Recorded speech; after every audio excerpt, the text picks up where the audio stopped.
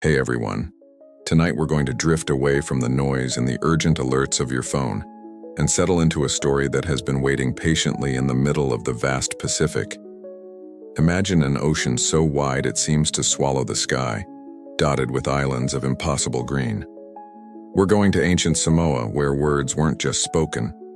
They were woven into the very structure of power, and where the most important speeches, the ones that stopped wars, often came from those history chose to overlook.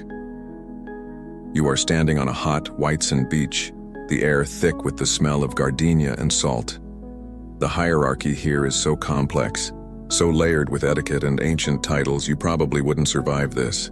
You'd accidentally insult a high chief by using the wrong word for his canoe, and suddenly you're the main topic of discussion at a very tense meeting.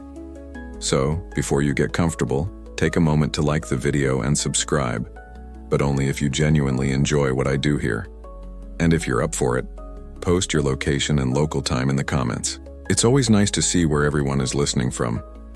Now, dim the lights, maybe turn on a fan for that soft background hum, and let's ease into tonight's journey together. You feel the humidity settle onto your skin like a warm, damp cloth. The island around you isn't just a piece of land, it's a living entity, a nexus of social and political energy in the heart of Polynesia. This isn't a simple, idyllic paradise, it's a complex, highly stratified society. You are standing in ancient Samoa, perhaps 1,000 years ago, long before any European ships scarred the horizon. The world here is built on three things: family, land, and titles. You see people moving with purpose along shaded village paths, their movements dictated by a set of rules you can't yet perceive. This entire system, the lifeblood of the islands, is called Fa'asamoa, the Samoan way. It's not a catchy slogan. It's the operating system for reality. And at the heart of this system is the matai, the chief, the holder of a family's title and the steward of its lands. You walk toward the melee, the open ceremonial ground in the center of the village. It's a wide, grassy expanse, meticulously kept, flanked by large open-air houses called tele. These are the meeting houses, the courthouses, the parliament buildings, all rolled into one. You see men seated in very specific designated spots on the floor mats. Their positions aren't accidental. Every spot corresponds to a rank, a title, a specific role in the village phono, or council. This is where decisions are made: when to plant, when to fish, when to go to war, and when to offer peace. It's a world governed entirely by chiefly systems. You learn quickly that there isn't one king of Samoa. Instead, the islands are a network of powerful families and autonomous villages, linked by marriage, alliance, and quite often, fierce rivalries. Power is decentralized, resting in the hands of these matai. You try to trace the lines of power, but they disappear into the past, into oral history that stretches back further than any written record you know. This is a world of deep genealogies. Who you are is defined by who you descend from. A person's status, their right to speak, their claim to land, it all hinges on their gafa, their lineage. These genealogies, memorized and recited by orators, connect the highest-ranking families directly to the gods who fished the islands from the sea. It's a living map of power. Historians still argue whether the earliest Samoan society was a unified political entity across the archipelago, or a looser collection of powerful, disconnected villages that only interacted for trade and war. What you see, however, is a deeply interconnected system. You ask where these people came from, and someone points not to a map, but back to the ancestors, the Lapita people. They were the trailblazers, the Austronesian voyagers who, thousands of years ago, pushed out from Southeast Asia and spread across the unmapped Pacific. They left behind a distinctive calling card, fragments of intricately stamped pottery. It's a quirky tidbit, finding these delicate ceramic shards on islands that, for much of their later history, didn't use pottery at all. It's like finding a Roman coin in a Viking longship, a clue to a forgotten connection. These Lapita voyagers are the ancestors in the genealogies, the origin point for the complex society you're now standing in. Samoa, along with Tonga and Fiji, formed a central hub, a staging ground for the settlement of the rest of Polynesia, from Hawaii to Easter Island. You are, in effect, standing in one of the great cradles of oceanic civilization. But as you watch the phono prepare for its meeting, you sense that the story you've been told about chiefs is incomplete. The men arranging themselves on the mats are only one part of the equation. The air in the fail-tele is thick with anticipation. You are sitting just outside, under the deep eaves of the thatched roof, close enough to smell the polished coconut husk senate that binds the entire structure together without a single nail. You watch the men inside, focusing on the two main figures who seem to be the poles of this political world. The first is the Alii, the High Chief. He is the embodiment of the village's mana, or spiritual power. He sits in the most important position, at the rounded end of the fail, against the primary support post. He is often silent, a figure of immense reserved dignity. His body is tapu, or sacred, and his role is to exist as the vessel for the family's lineage and divine connection. He doesn't handle the messy details of policy. He simply is. You get the sense that haggling over fishing rights or boundaries is beneath his station, and that, you realize, is where the other man comes in. He is the Tulafale, the speaking chief or orator chief. This is the man you came to see, the one whose diplomatic speeches supposedly determine everything. He is not silent. He is the Ali'i's voice, his mouth, his shield, and his political weapon. You watch him hold his to'oto'o, a long, carved orator's staff, which he strikes on the ground to emphasize his points. In his other hand, or draped over his shoulder, is the Few, a ceremonial fly whisk often made of braided coconut fiber or horsehair. These aren't just accessories, they are his badges of office. When he holds them, he holds the right to speak on behalf of the Ali'i and, by extension, the entire family. His voice fills the fail, a resonant, practiced boom. He isn't just talking, he's performing. His speech is a torrent of proverbs, historical precedents, and dazzlingly complex honorifics, praising the other chiefs present, honoring their ancestors, and subtly, or not so subtly, asserting the preeminence of his own. This is the man who conducts diplomacy. When villages meet, it's the Tulafale from each side who engage in this verbal jousting. They are the lawyers, the ambassadors, and the spin doctors of ancient Samoa. You think you've found the source of power? It's him. The Tulafale is the one who argues, who persuades, who threatens, and who negotiates the peace. He is the master of the Fa'alupega, the complex system of respectful greetings and titles that acts as a verbal map of the entire chiefly system. Getting it wrong is a massive insult. Getting it right is an act of high political art. You're impressed. This guy could sell ice in the Antarctic, or in this case, sell a peace treaty to a rival who, just last week, was stealing his village's pigs. You learn a mainstream historical fact. The Tulafale was the primary agent of political and diplomatic speech in any formal phono. The Ali'i held the sacred status, but the Tulafale wielded the practical, everyday political power. But then you pick up on a quirky tidbit. The Tulafale wasn't just a servant or spokesperson. They often held their own powerful Matai titles, controlled their own lands, and had their own political ambitions. A clever Tulafale could often be far more powerful in practice than the higher-ranking Alida he supposedly served. It's the classic chief of staff syndrome, the person with the high chief's ear who quietly directs the flow of information and shapes the decisions. Historians still argue whether the Tulafale was originally a separate class of people or simply a specialized, hereditary role that evolved from within the Ali'i family structure, a brother line that took on the dirty work of politics. But as you watch this impressive, loud, and clearly influential man dominate the floor, your gaze drifts. You notice that while the men are seated inside the fail, arranged by rank, there are others watching. At the edges of the melee, and sitting just within the shaded boundaries of the surrounding family homes, are the women. They are not silent observers in the way a modern crowd might be. They are a presence. Your eye is drawn to one woman in particular. She is seated with an immovable dignity, her posture radiating an authority that is completely different from the Tulafale's noisy performance. She isn't speaking, she isn't gesturing, but the Ali'i, the High Chief himself, seems to be aware of her. He subtly glances in her direction. The Tulafale, for all his booming confidence, seems to be avoiding her gaze. You suddenly realize that his power, so obvious and theatrical, might not be the only power here. It might not even be the final word. You've been watching the stage, but you're just now sensing the presence of the director, sitting quietly in the shadows. You're still puzzling over this silent, powerful woman.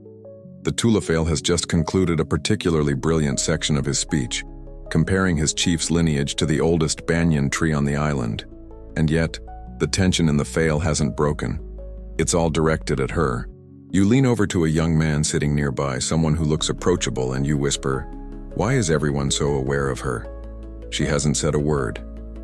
He looks at you, and it's not a look of surprise, but of deep, foundational understanding. He doesn't say she's the chief's sister. He says, she is his tuafafine. He is her tuagane. The words are spoken with a kind of reverence, as if they are titles in themselves. He is explaining the Feagaiga. This, you learn, is the sacred covenant. It's the single most important relationship in Fa Samoa, more important than that between husband and wife or even parent and child.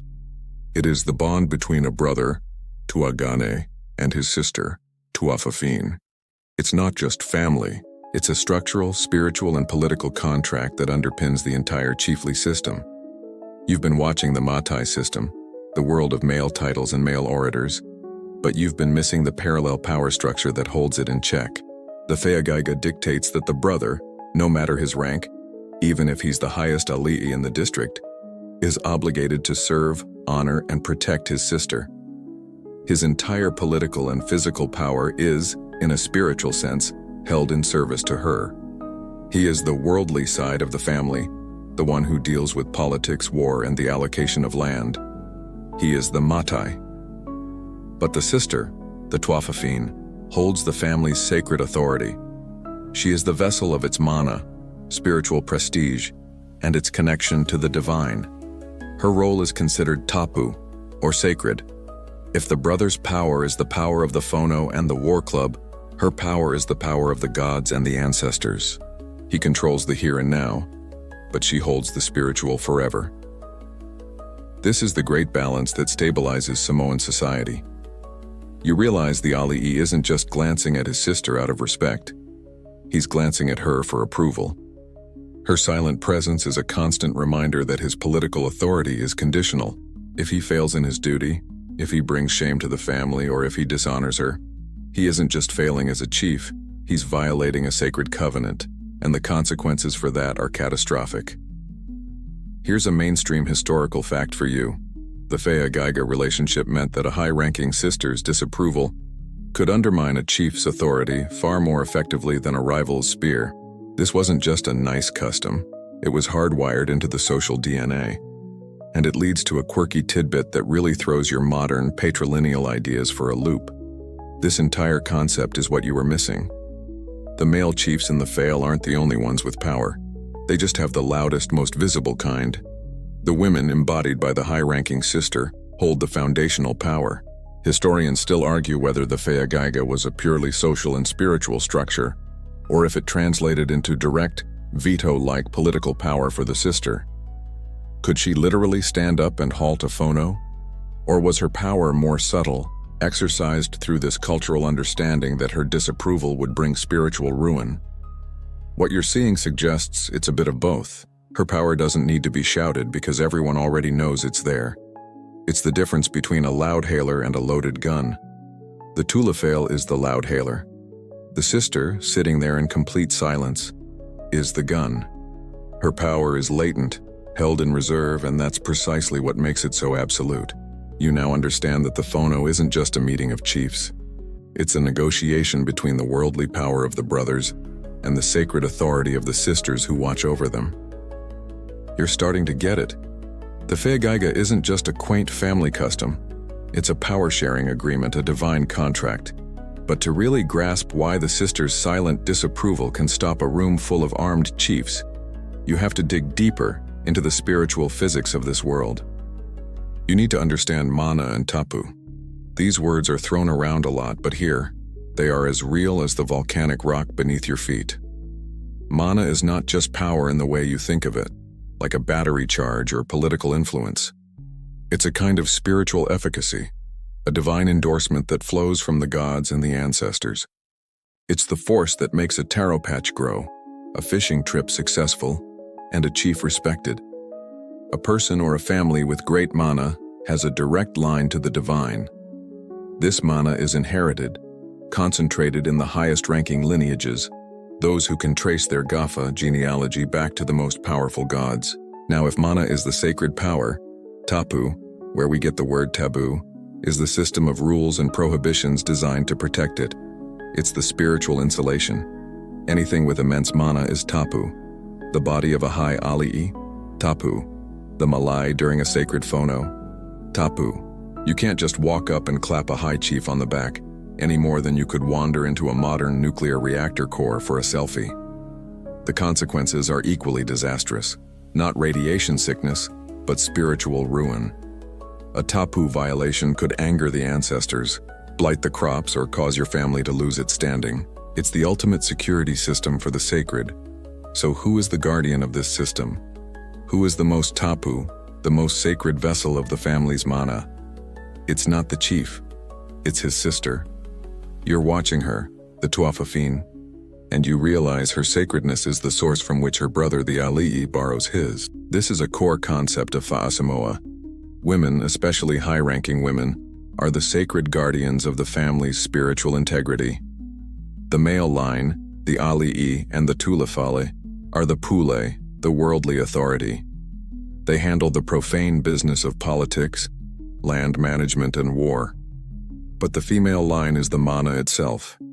This is why the Figaiga is so powerful. The brother's Pule, worldly power, is ultimately in service to his sister's mana, sacred power. This brings you to a mainstream historical fact. Across much of Polynesia, genealogies were often traced with extreme care through both male and female lines. But the female line often carried the highest sacred status. And here's a quirky tidbit. This sacredness was profoundly linked to the female capacity for life. Childbirth and, in some contexts, even menstruation, were not seen as impure in the way later Western missionaries would insist. They were seen as manifestations of immense tapu, a direct connection to the creative and destructive power of the gods. This power was so potent that it had to be carefully managed. A high-ranking woman was a walking, talking, breathing vessel of divine tapu. You know how some people are hangry and you just know to stay away? Imagine that, but on a divine, cosmic scale. You don't mess with the person who is literally channeling the family's connection to the gods. This creates a fascinating dynamic. Historians still argue whether this sacred female mana was seen as polluting to male political mana, or if they were two complementary forces that had to be kept separate to function. Was it like matter and antimatter, where if the sister's tapu directly touched the brother's political pule, both would be annihilated? Or was it more like a battery, with the sister as the sacred positive terminal, and the brother as the profane negative terminal, both needed to make the village's engine run? The evidence seems to point to the latter. They are a balanced set. The Ali'i can go to the phono. He can get his hands dirty with political arguments and land disputes, precisely because his sister is keeping the family's mana safe and pure, separate from the messy business of the world. Her sacredness enables his political power, and he, in turn, must protect and honor her. Because if her tapu is violated or disrespected, the entire family's mana drains away, and his political power becomes meaningless. He'd just be a guy in a nice mat yelling at other guys. This deep sacred power of the sister, the Tuafafine, is the bedrock. But you're still looking at the Failteli and the world of practical politics. You're wondering, how does one get the other kind of power, the Puli, the worldly authority to manage land, sit in the phono, and direct the family's resources? This power is consolidated into the Matai title. And these titles aren't just floating around. They are specific, named, and have their own histories like little corporations of prestige. And right now you're in luck, because a senior Matai in the village has passed away. His title is now vacant, and the family, the Aiga, must choose his successor. This is a moment of immense political and social tension. The family is vulnerable without a head.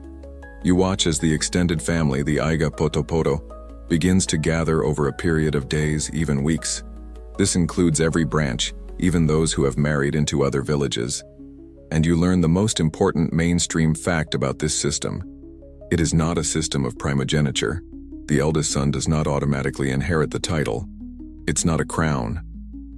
It's a job, an office, and the Aiga is the hiring committee. They are looking for the best candidate, the person who demonstrates the most wisdom, poto, generosity, alofa, and a deep understanding of Fa'a Samoa. They need someone who can competently manage the family's lands, settle internal disputes, and represent the family's interests with strength and eloquence in the village phono. You watch the process unfold, and it feels familiar. This is an election. Different candidates are put forward by different branches of the family. And just like any election, there is campaigning. This is the quirky tidbit. It's not about political posters and TV ads. The campaigning is done through strategic, almost theatrical displays of tautua or service. A potential candidate will suddenly become the most helpful, generous, and hardworking person you've ever seen. He'll contribute the largest pigs to a family funeral. He'll labor tirelessly in the taro patches of an elder. His wife and children will suddenly be weaving fine mats and presenting them to key members of the Aiga. It's a very practical resume. He's not saying, "I will be a good leader." He's saying, "Look, I am already being a good leader. I am serving you." It's a political primary where the currency is yams, labor, and flawless etiquette. The family meets, and the tulafale of the Aiga facilitate the discussion. It can be heated. Old grievances are aired. The strengths and weaknesses of each candidate are debated openly. Yes, he is a good speaker, but he is quick to anger. He is generous, but his sons are lazy. They are trying to find a consensus. And then, you hear a name that makes you pause. It's a woman's name. It's the sister of the last chief, the Tuafafine you've seen holding that silent, sacred authority. A branch of the family is nominating her. And you realize this is not a mistake. Women can and do hold matai titles. It's less common, to be sure. The worlds of Pule, politics, and mana, sacredness, are often kept separate. But they don't have to be.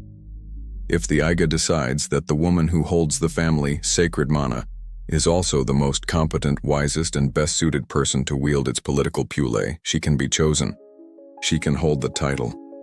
She becomes a matai in her own right, with all the political authority that entails. She will sit in the phono. She will have her own tulafale speak for her. Or, if she is an orator chief, she may even speak herself. Historians still argue whether the number of female matai was always small but significant, or if the role was largely suppressed and erased by colonial and missionary authorities, who, arriving with their own rigid patriarchal worldviews, simply refused to acknowledge or record female leaders. The evidence strongly suggests they just couldn't comprehend a woman holding this kind of official power, so they wrote her out of the treaties and the reports. But here, in the Fail, you see it's a real possibility. In this case, the family's consensus falls upon her.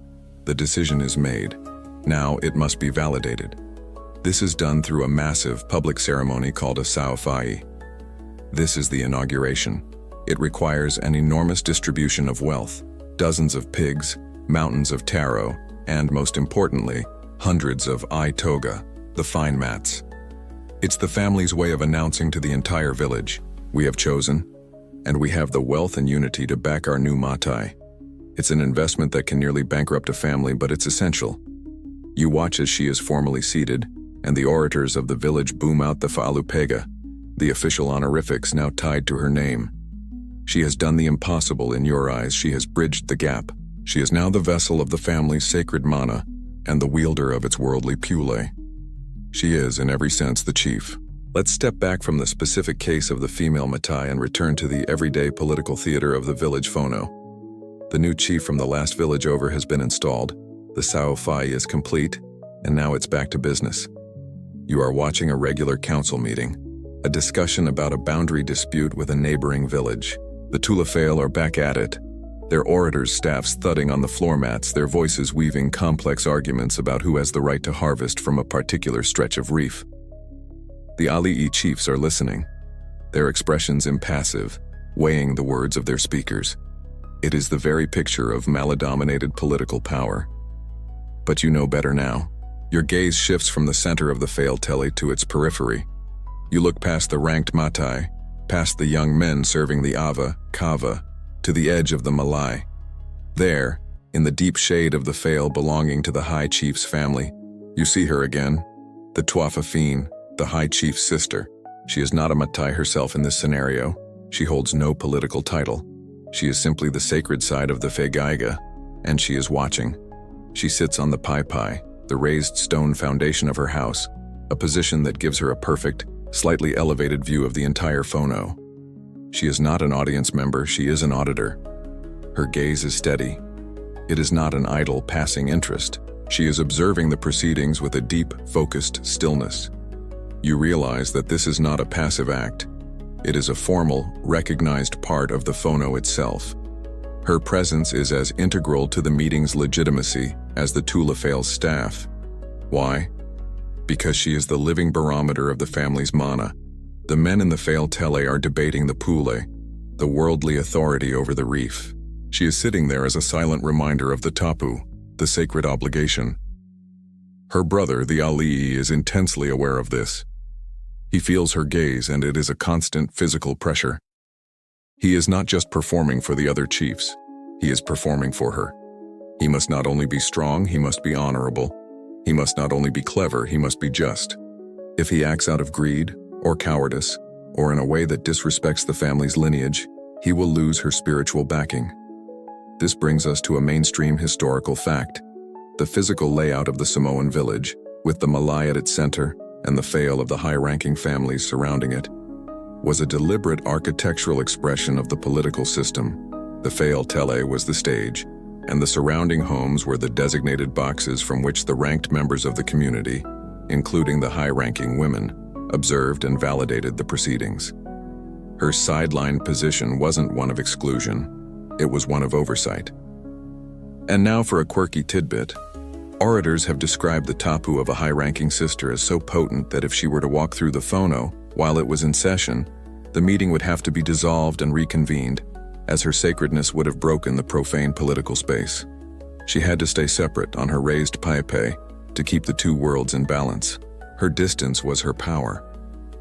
Historians still argue whether this oversight role was a formalized right of review or a more passive cultural pressure. Could she actively send a messenger to stop the phono? Or was it more subtle? From what you're observing, it's the latter. And it's far more powerful than a simple veto. As the debate over the reef gets heated, the Tulafale from the other village makes a disrespectful insinuation, a joke about the High Chief's ancestor. It's a low blow. The Fail goes quiet. The High Chief's Tulafale prepares a blistering retort. But before he can speak, you see the chief himself glance toward his sister. Her expression hasn't changed, but she has simply, almost imperceptibly, turned her head slightly away, a look of profound, cold disapproval. It's over. The Ali feels it instantly. The mana has just been withdrawn. His Tulafale sees it, falters, and changes his entire speech mid-sentence. He ignores the insult. He pivots to a discussion of shared history, of a marriage between their two lines centuries ago. He de-escalates. Why? Because the sister's gaze, by turning away, signaled that the path of anger and retribution was a dishonorable one. It would have violated the tapu of their lineage to engage at that low level. She didn't say a word, but she just completely redirected the village's foreign policy. Her silent gaze wasn't from the sidelines at all. It was from the judge's bench. That silent, powerful turn of her head. That was the moment you realized the phono was just a performance on a stage she had the power to shut down. But why? What gives her that ultimate, quiet authority? You're starting to understand the Feagaiga, the sacred covenant, and the concepts of mana and tapu. But it feels like there's one more layer, the source code beneath the operating system. You find an elder, a man who was once a renowned Tulafale himself but is now too old to sit in the phono. He sits in the shade of a breadfruit tree, weaving a fish trap. You approach him respectfully, with the right words, and you ask him, what is her gafa? What is her lineage that makes her gaze so heavy? The elder pauses his weaving. He looks at you and a slow smile spreads across his face. He is happy to talk story. He begins to recite. And what comes from his mouth isn't a simple list of begats. It is a poem, a map, a legal document, and a declaration of divinity all woven into one. This is the Gafa, the genealogy, and you learn a core mainstream historical fact. In the absence of a written language, these meticulously memorized genealogies were the primary form of historical record, legal precedent, and land title. A family's Gafa was its constitution. The orators who memorized and recited them were the society's historians, lawyers, and librarians. You can't even remember your Wi-Fi password, and this man is flawlessly reciting dozens of names stretching back 40 generations. It's a little humbling. He starts with the Ali'i, the high chief in the Fail. He traces his line, name by name, back through great warriors, shrewd political leaders, a strong, impressive lineage. This is the Pule line, the line of worldly authority. Then, the elder's tone shifts. It becomes more reverent. But, he says, and he begins to recite the Gafa of the sister, the Tuatha. It is a different line. It may share a common ancestor 5 generations back, but her line is the senior line. It is the one that doesn't just trace back to a great warrior, it traces back to a goddess. It connects her by an unbroken chain of firstborn daughters to the daughter of Tagaloalagi, the supreme creator god, or to Nafanua, the goddess of war, or to a woman who literally married the sea. This is the heart of it. Her mana isn't just an abstract concept, it is a direct, documented in his mind, blood connection to divinity. And this divinity is tied to the land itself. The stories don't just say the gods created Samoa, they say the gods are Samoa. The islands are their bodies, their children. This leads to a quirky tidbit. Some of the most powerful and important chiefly titles and land rights in Samoa trace their origin specifically to a founding female ancestor. The legendary Queen Salamasina, who lived in the 16th century, is a prime example. She wasn't just a powerful woman, she was the first person to unite the 4 highest papa titles of Samoa, essentially becoming the closest thing the islands ever had to a single monarch. Her genealogical claim, her Gafa, was her weapon and her crown, and it came to her through these sacred female lines. So, when the sister sits on the Peipai watching the Fono debate the reef boundary, she isn't just the chief's sister. She is the living, breathing embodiment of the divine ancestor who is that reef. Her disapproval isn't just, "I'm disappointed in you, brother." It's, "The sacred spirit of our divine great-great-great-grandmother, who literally is this land, finds your political bickering distasteful and greedy." That's a whole different category of family pressure. It asks like having Mother Earth herself show up to your board meeting to tell you your quarterly projections are nonsense.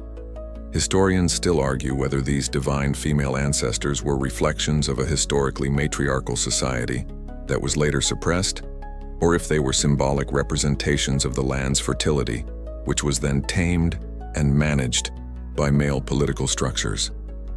Was there a time when women like her actually ruled openly, and the Ali'i and Tulafale system came later? Or was this balance always the way?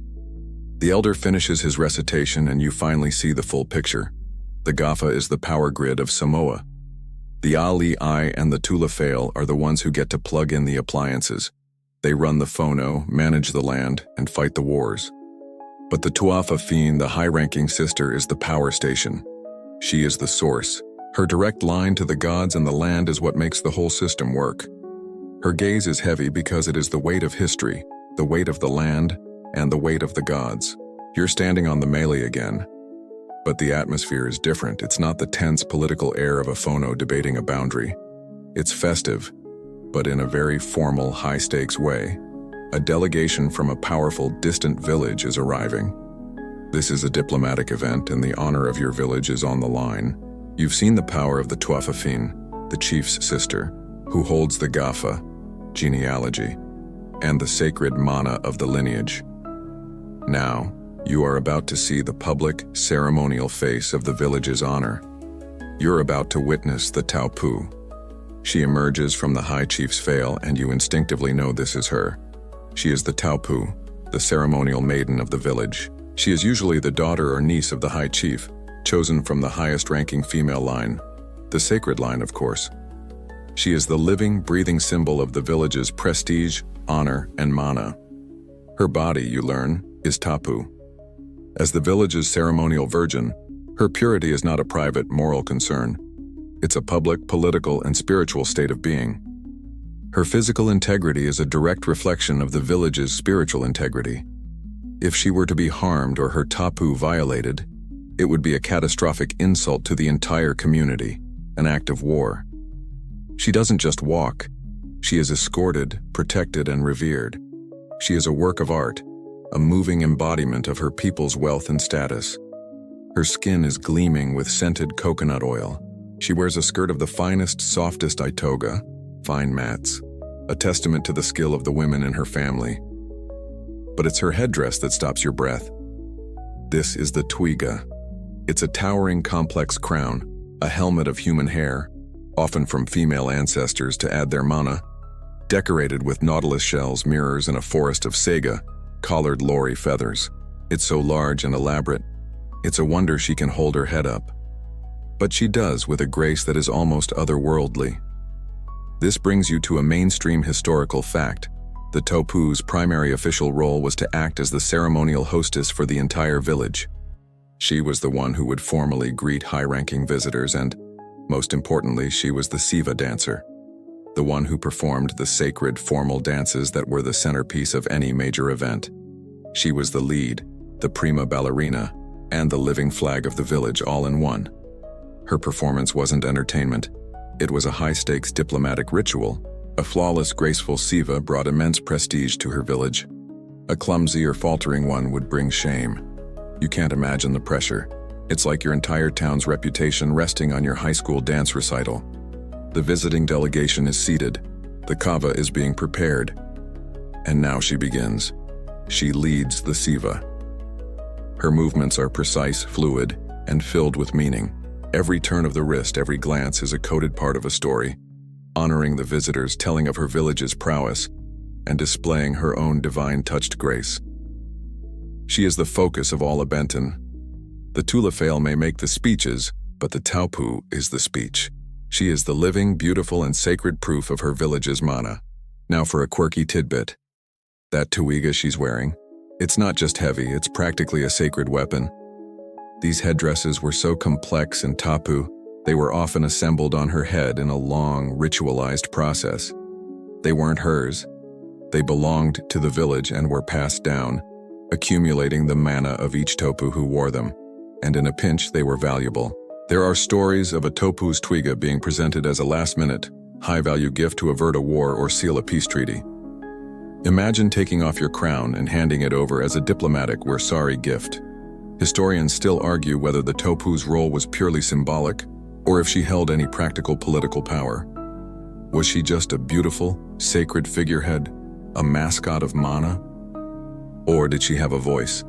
The evidence suggests that while she didn't sit in the phono, her influence was very real. She was the head of the unmarried women of the village, and she was a huge diplomatic asset. A topu of high rank and great beauty was a political prize. Her marriage wasn't a matter of love. It was a high-level diplomatic negotiation, planned by the Matai to create a powerful alliance with another village or district. Her hand in marriage could be the peace treaty. Her role was different from the chief's sister, the Tuafafine. The Tuafafine held the lineage's internal sacred authority, the power to check her brother. The Taupu held the village's external ceremonial prestige, the power to represent her people to the world. Both were forms of female power, just operating in different, complementary spheres. You're watching the Taupu and she's a mesmerizing, singular figure, a beacon of mana. But as you watch her, you realize she is not alone. She is the brightest star, but she is surrounded by a constellation. She is the leader of a formal, recognized, and powerful collective. You are hearing the whispers and the organized movements of the Sauawaluma. This is the formal assembly of the unmarried women of the village, specifically the daughters and nieces of the Matai. And the Taupu is their Sao, their head, their leader, their queen bee. This isn't just a friend group or the young ladies of the village. It is an official institution, a parallel organization to the Omaga, which is the collective of the village's untitled men. the workforce and warriors in waiting. You watch them move as a unit. The Sao Awaluma is the Taupu's retinue, her ladies in waiting, her security detail, and her cabinet. When she performs the Siva, sacred dance, they are her chorus, dancing with her, flanking her, their movements perfectly complementing and elevating hers. When she sits, they sit with her. They are the guardians of her tapu. Remember, her sacredness is the village's sacredness. They are the ones who ensure no disrespect comes to her, physically or verbally. Their collective presence is a formidable, watchful shield. But their most important role, the one that translates directly into political and economic power, is their work. This is a key mainstream historical fact. The Sao Awaluma was the primary body responsible for creating the most valuable forms of non-perishable wealth in Samoan society.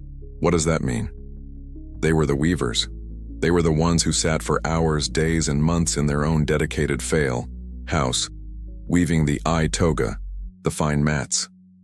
These are not just mats. You have to get that idea out of your head. These are not things you wipe your feet on.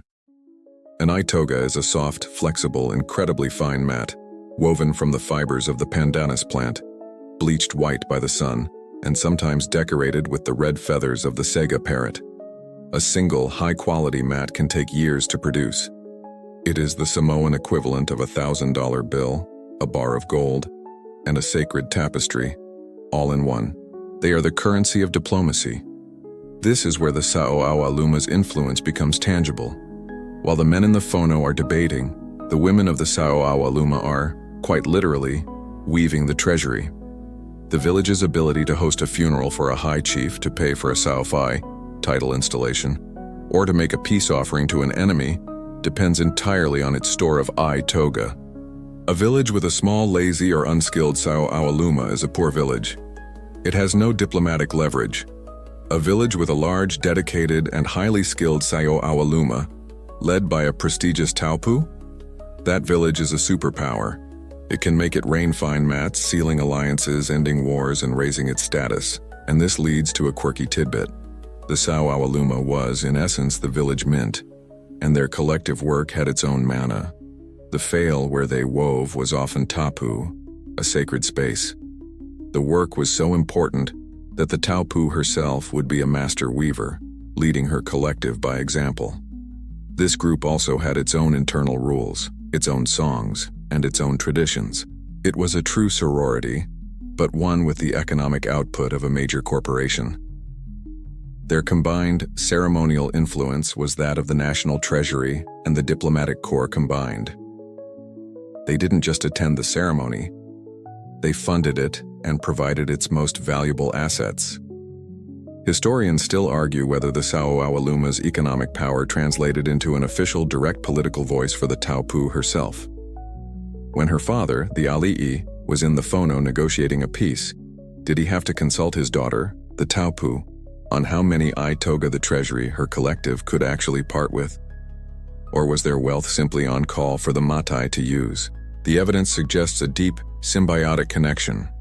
The matai would be a fool to promise 500 mats in a speech if his daughter and the Sao Awaluma hadn't already signaled that this was possible. It's the quiet power of the exchequer. The phono can vote to spend the money, but the treasury has to sign the check. And in this case, the treasury is a powerful, organized collective of high-ranking women, all watching, all weaving. The phono has reached a decision. The visiting delegation is ready to be formally welcomed.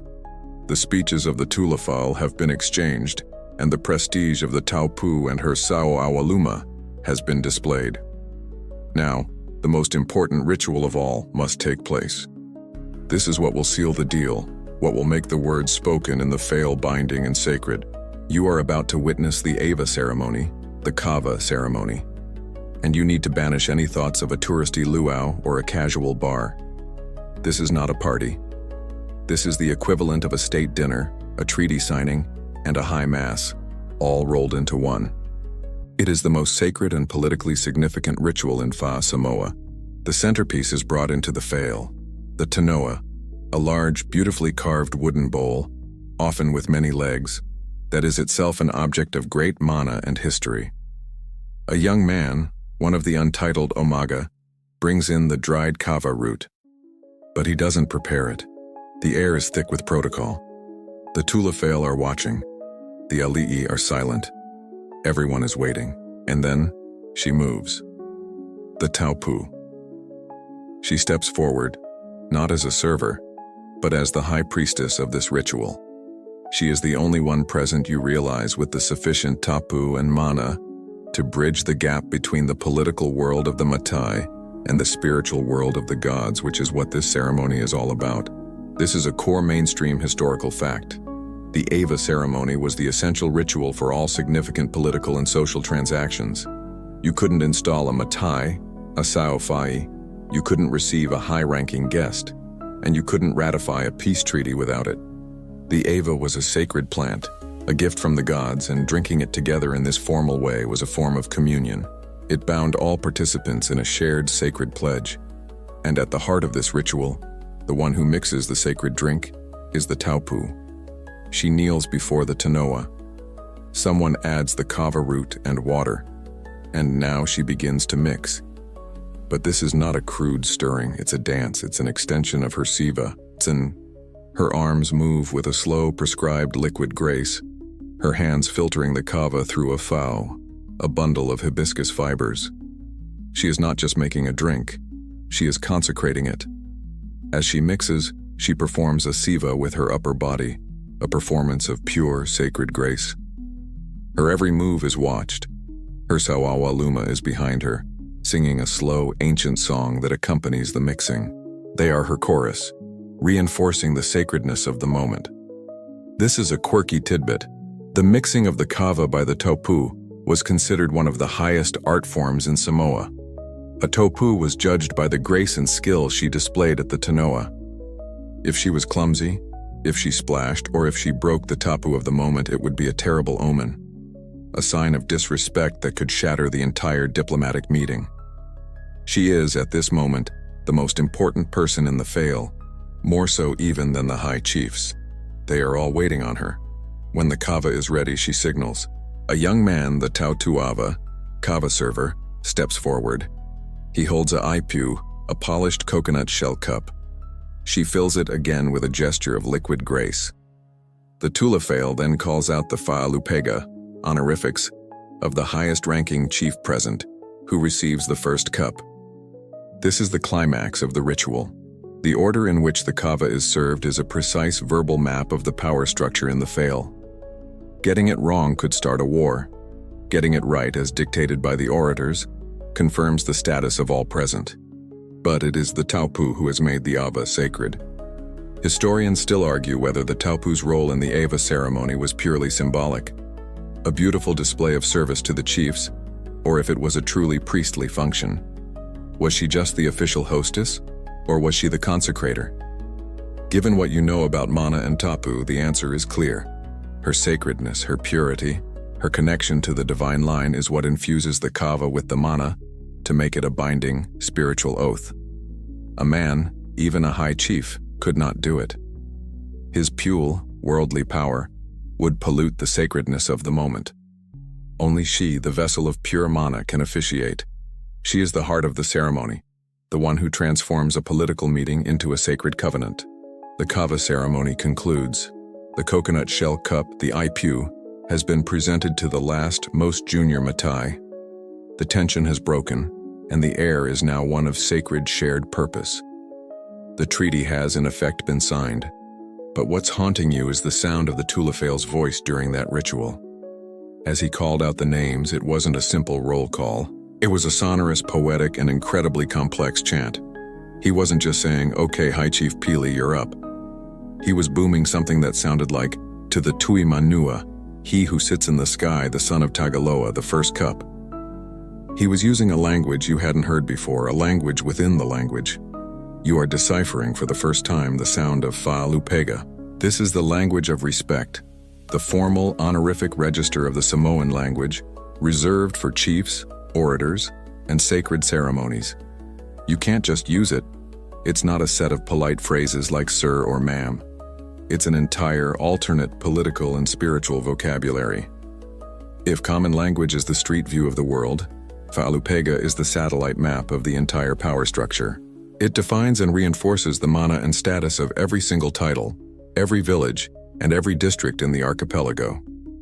This is a core mainstream historical fact. The Fa'alupega is the oral constitution and peerage of Samoa. It's the system that verbally encodes the rank, authority, and historical significance of every Matai title. The primary, most essential skill of a Tulafale orator chief is not just to be a good public speaker, it's to have a flawless encyclopedic photographic memory of the Fa'alupega for not only his own village, but for every other village he might ever have to engage with diplomatically. You see a Tulafale from the visiting delegation stand up to speak. Before he can even begin his speech of thanks, he must first correctly recite the Fa'alupega for your village. He must praise your high chief's title, the collective name of your orator chiefs, the sacred status of your high-ranking women, tamaitai, and even the formal ceremonial name of the malai you are standing on. If he gets it right, it's a beautiful, masterful display of respect. It honors you. It says, "We see you, we know your history, we acknowledge your mana." But if he gets it wrong, if he accidentally mispronounces a title, or reverses the order of the chiefs, or worst of all, omits a name, that is not a gaffe. That is a casus belli. It's an act of political aggression. It's a way of saying your title is not important enough for me to remember, and wars have, in fact, been started over just such an insult. It's a high-wire act with no safety net, and the fate of villages rests on this man's memory. Now for the quirky tidbit. This isn't just about dry, formal recitation. It's a battlefield. You're watching a master Tulafale perform and you realize he's engaging in a subtle, high-stakes joust. A clever orator can use Fa'alupega as a weapon. He might, for instance, praise a rival chief's title, but use a slightly older, less-known version of the Fa'alupega to subtly imply, "My historical knowledge is deeper than yours. I know your deep history, the history you've almost forgotten." Or he might praise a minor chief with such effusive, over-the-top language that it's a subtle dig at the high chief, who is now being overshadowed. It's a sarcastic, shade-throwing performance art, all hidden under the veil of utmost respect. Historians still argue whether the Fa'alupega was a static, unchanging sacred text or a fluid, dynamic script that was constantly being renegotiated and edited to reflect new political realities. When a new, powerful chiefly line emerged through conquest, did their orators just invent a new, glorious Fa'alupega for them, tracing their line back to a new god, and then dare other Tulafale to challenge it? The answer seems to be yes. The Fa'alupega was both an ancient, sacred history and a living political tool. And where did this mana that the Fa'alupega described come from? You look again at the chief's sister, the Tuafafine. The honorific for the women of the village, the tamaitai, is part of the Fa'alupega because their sacred line, their gafa from the gods, is what gives the men's titles their power in the first place. The Fa'alupega is just the formal spoken acknowledgement of the mana that the women hold. You're resting for a moment, letting the echoes of the Fa'alupega and the sacred hush of the Ava ceremony settle. You've been trying to map the power in this village, looking for the person in charge.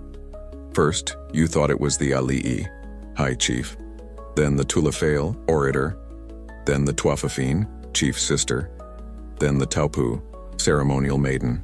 But every time you think you've found the source, it points to someone else. The chief's power is checked by his sister. The orator's speech is built on the sister's genealogy. The village's diplomacy is consecrated by the Taupu. The Taupu's prestige is funded by the Aitoga, fine mats, from the Sao Awaluma. It's a dizzying, circular, interconnected web, and then it clicks. You've been looking for a top to the pyramid, but there isn't one. It's not a pyramid. It's a sphere, or more accurately, it's a finely balanced scale. You finally understand what Fa'a Samoa, the Samoan way, truly is. It's not just a collection of customs. It's not a patriarchy, as a Western visitor might immediately assume, seeing the all-male phono. That's a complete misreading. The phono is just one side of the equation. Fa'a Samoa is the entire system, the overarching philosophy whose primary function is to maintain this perfect, delicate balance. It is a system built on two great parallel pillars, the Pule and the Mana. The Pule is the worldly, political, profane authority. It is the power to make decisions, to manage land, to speak in council, to wage war. This power is overwhelmingly held by the men, the ali'i and the tulafe'o, who sit in the phono and get their hands dirty with the business of the world. But this pillar cannot stand on its own. It is propped up and held in check by the second parallel pillar, the mana. This is the sacred, spiritual, divine authority. It is the connection to the gods, the tapu, sacredness of the ancestors, the integrity of the gafa, genealogy. And this power is overwhelmingly held by the women, the tuafafine, sister, the tama'itai, high-ranking women, and the taupu, ceremonial maiden. This is the central, mainstream historical fact of the entire culture. Fa'a Samoa is a system of balance, not of singular male rule. The pule of the brother is always held in service to the mana of his sister. The phono's political maneuvering is always consecrated by the topu's sacred ava. The men's speeches are always validated by the women's genealogies. One side cannot act without the other. If the pule, the chiefs, acts without mana, without honor, or against the sister's will, their decisions become void. They lose their spiritual legitimacy, their crops might fail, and their authority will crumble. If the mana, the women, existed without the pule, it would be a sacred thing with no way to interact with the world. It needs the pule to be its hands, its voice, its shield. This brings you to a quirky tidbit. The relationship between a chief, ali'i, and his wife, Faletua, was important, but it was almost a political and economic alliance. The relationship between that same chief and his sister, Tuafafine, was sacred. A chief's wife had status, of course. She was the head of her own household, the Fail Tele. But it was his sister who held the spiritual veto. It was his sister's children who held a higher rank than his own. This was, and is, a massive source of confusion for outsiders. Missionaries would arrive and try to find the king and his queen. They would identify the ali'i and his Faletua, and be completely baffled when this other woman, his sister, would show up and, in their eyes, undermine his authority, and everyone would just let her. They were trying to find a simple hierarchy in a complex system of balance. Historians still argue whether this balance was truly equal in all spheres, or if the male pula, political power, ultimately held more practical, day-to-day sway than the female mana, spiritual power. Did the pule get to make all the 1,000 small decisions of daily life, while the mana only stepped in for the one or two huge, society-defining moments? It's possible, but from what you've seen, the mana is not just a veto. It's a constant guiding pressure. The Tuafafine's gaze from the Pepai isn't a rare event. It's a feature of every phono. The Taupu's ava isn't a once-in-a-lifetime thing. It's the core of all high diplomacy.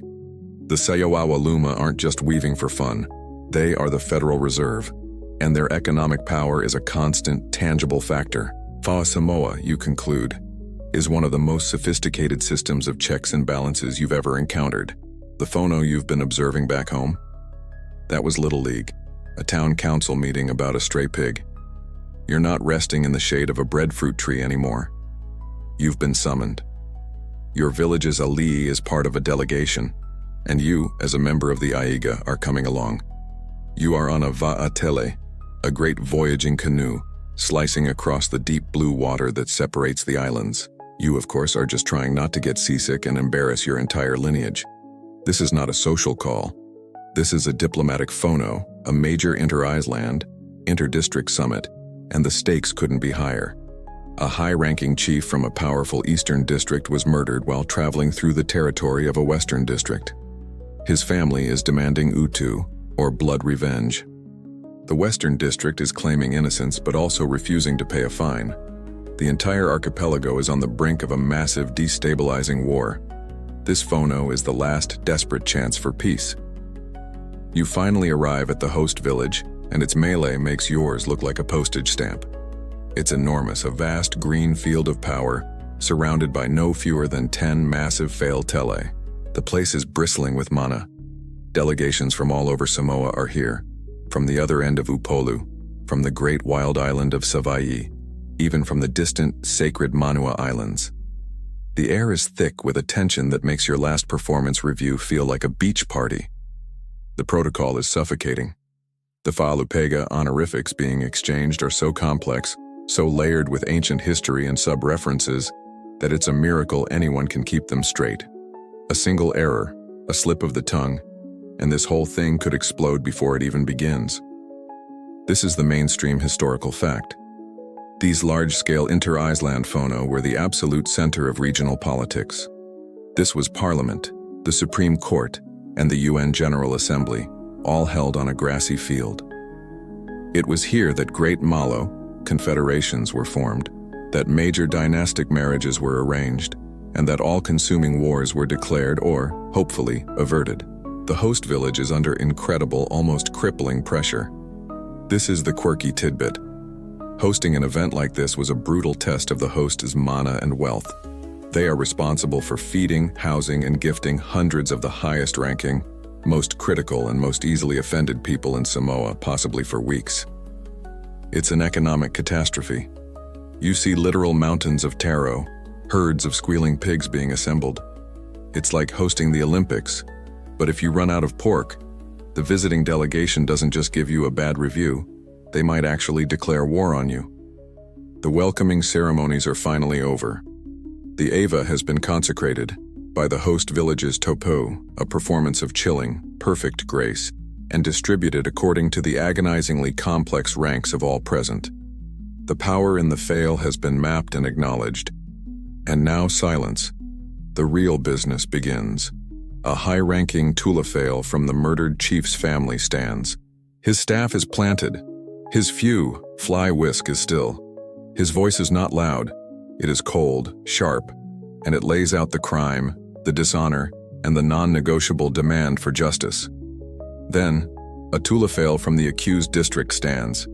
He counters, not with an apology, but with a recitation of his village's gafa, a subtle reminder of their own power and their own divine connections. You're watching the Pule, the male political world, in its highest, most refined, and most dangerous form.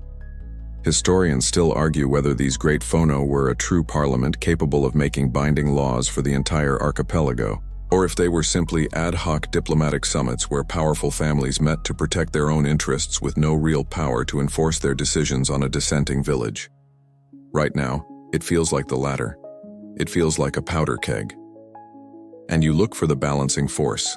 They are here, seated on the deep shaded paipai, foundations of the great houses, are the Tamaitai, the high-ranking sisters and women from all the delegations. They are not just watching their own brothers, they are watching everyone. Their collective mana is a silent, crushing weight on the proceedings. They are the true judges, and the men in the center are the ones on trial. The phono is now in its second day. The mountains of pork and taro are diminishing, but the level of tension is not. The first speaker, the Tulafale for the aggrieved family, has spoken. His speech was a masterpiece of controlled fury, a lauga, formal speech, that was equal parts legal argument and poetic lament. He recounted his chief's murder in harrowing, tap-you-breaking detail, and his demand for utu, revenge, was clear, sharp, and non-negotiable. Now, the Tulafale for the accused district is on his feet, his to'o, staff, striking the melee mat. And his speech is a waterfall of words. It's a dazzling display of rhetorical skill. He begins with a fa'alupega so long and so perfectly recited it probably took him a month to memorize. He honors the hosts. He honors the distant sacred islands of Manua. He honors the aggrieved family. He honors the sky. He talks about the weather. He tells a legend about a god who fished Upolu from the sea. It's beautiful. It's eloquent. And it has absolutely nothing to do with the murder. He is, in the most respectful and high-status way possible, changing the subject. He is filibustering. He's not denying the murder.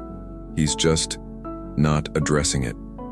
He's boasting about his own lineage, subtly reminding everyone of his district's power, his chief's divine connections, and the many, many wars his people have won. He's basically saying, "We are so sorry for your loss. It's a terrible tragedy. Anyway, did you know we are descended from a thunder god and own all the turtles on the western shore? We should really hang out more." Then another Tulafale stands, this one from a powerful neutral district ostensibly to mediate. He too launches into a speech whose hello takes about 45 minutes. He boasts about his own chief's wisdom, his village's historic role as peacemakers, and the time his great-grandfather brokered a truce by, well, the story is so long and has so many side plots, you're pretty sure he's just stalling to enjoy the sound of his own voice. You've been here for hours, and the only thing that has been agreed upon is that the kava was, indeed, very good. This is the Orators' stalemate. The pule, male authority, is on full display, and it is completely, utterly stuck. The sheer verbal energy in the fail could probably power a small village for a week, but it's all just spinning in a circle. This is the mainstream historical fact. The lauga, or formal oratorical speech, was the primary tool of all political and legal proceedings. These were not casual debates. They were structured performances that had to follow a strict order. The fa'alupega, honorifics, the gafa, genealogy to establish standing, the recitation of mugafagogo, proverbs and legends, to provide precedent, and finally, the fagogo, the point or argument. A tulafail was judged not just on what he said, but on how beautifully and correctly he navigated this structure. But here, you're seeing the system fail. The structure is being used not to find a solution, but to prevent one. Each tulafail is using his lauga to build a rhetorical fortress around his position. And here's the quirky tidbit. This is a 4D chess game of insults. While the speeches sound respectful to your untrained ear, the tulafail are engaged in a high-level roast battle. When the accused tulafail forgot to mention a minor honorific for the aggrieved chief's family, that was a knife, slipped in between two beautiful proverbs. When the mediator praised the aggrieved chief's famous warrior ancestor, he was subtly reminding him that his family is good at war, not peace, implying they are hotheads. It's a dazzling display of passive aggression, all wrapped in the language of the gods. Historians still argue whether this rhetorical stalemate was a deliberate cooling-off period, a form of societal filibuster designed to let the initial rage fade, or a genuine failure of the political system. Was this part of the peace process, this verbal shadowboxing? Or was this the moment Fa Samoa broke, the point where the men's pule proved itself incapable of solving the problem? The air is heavy. The tulafail are trading boasts, but no one is offering a solution. They've all talked themselves into corners. The aggrieved party cannot back down without losing face. The accused party cannot admit fault without inviting catastrophic consequences. The pulley has failed. The powder keg is still here, and the orators are just polishing it. Everyone knows that if these men are left to their own devices, the phono will break, and the war canoes will be launched. The silence in the fail tele is deafening. The last tulafail has sat down, his rhetorical fortress complete, his boasts about his ancestors still hanging in the humid air. And nothing. Nothing has been solved. The pule of the men, the entire male political apparatus, has met its match and ground to a halt. The phono is a failure. You can feel the mana draining from the meeting. The war is coming. You can almost hear the sound of war canoes being dragged to the shore. The aggrieved family looks stony-faced, their honor unsatisfied. The accused family looks defiant, locked into their position by their own orator's pride. It's an absolute, terrifying stalemate. And then, you see a movement. It's not from the Malay. It's not another tulafail standing up. It's from the periphery, from the deep, cool shade of the fail where the highest-ranking Tamaita I, sacred women, of the host village and the accused village have been sitting. Watching. Just watching. For 2 solid days. The men have had their say. And now, the pule having failed, the mana begins to move. It's not the High Chief's sister herself. Not yet. It's her retinue. It's the Sa'o Awaluma you learned about. The collective of the village's high-ranking women, joined by the older, married women of the Aiga. They emerge from the shade, not individually, but as a procession, a flowing, silent, and immensely dignified column.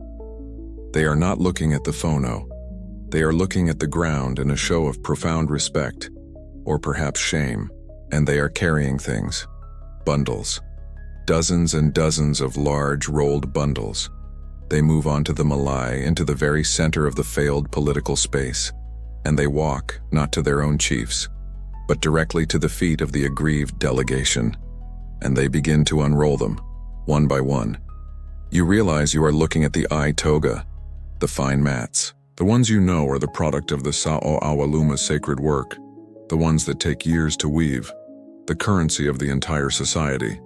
They are not just presenting a few. It's a flood. A river of white, soft, priceless mats is flowing onto the Malay.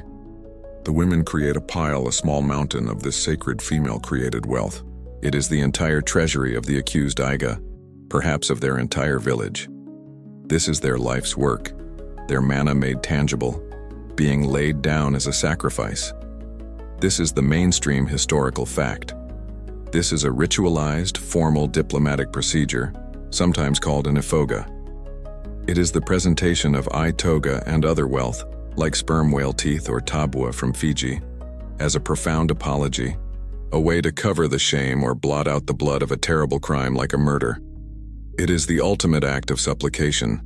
The Tulafale were arguing about who was right. The women are now ending the argument by providing the payment. They are, in effect, offering to pay the blood debt. And the sheer value of these mats is staggering. This isn't just money. This is a quirky tidbit.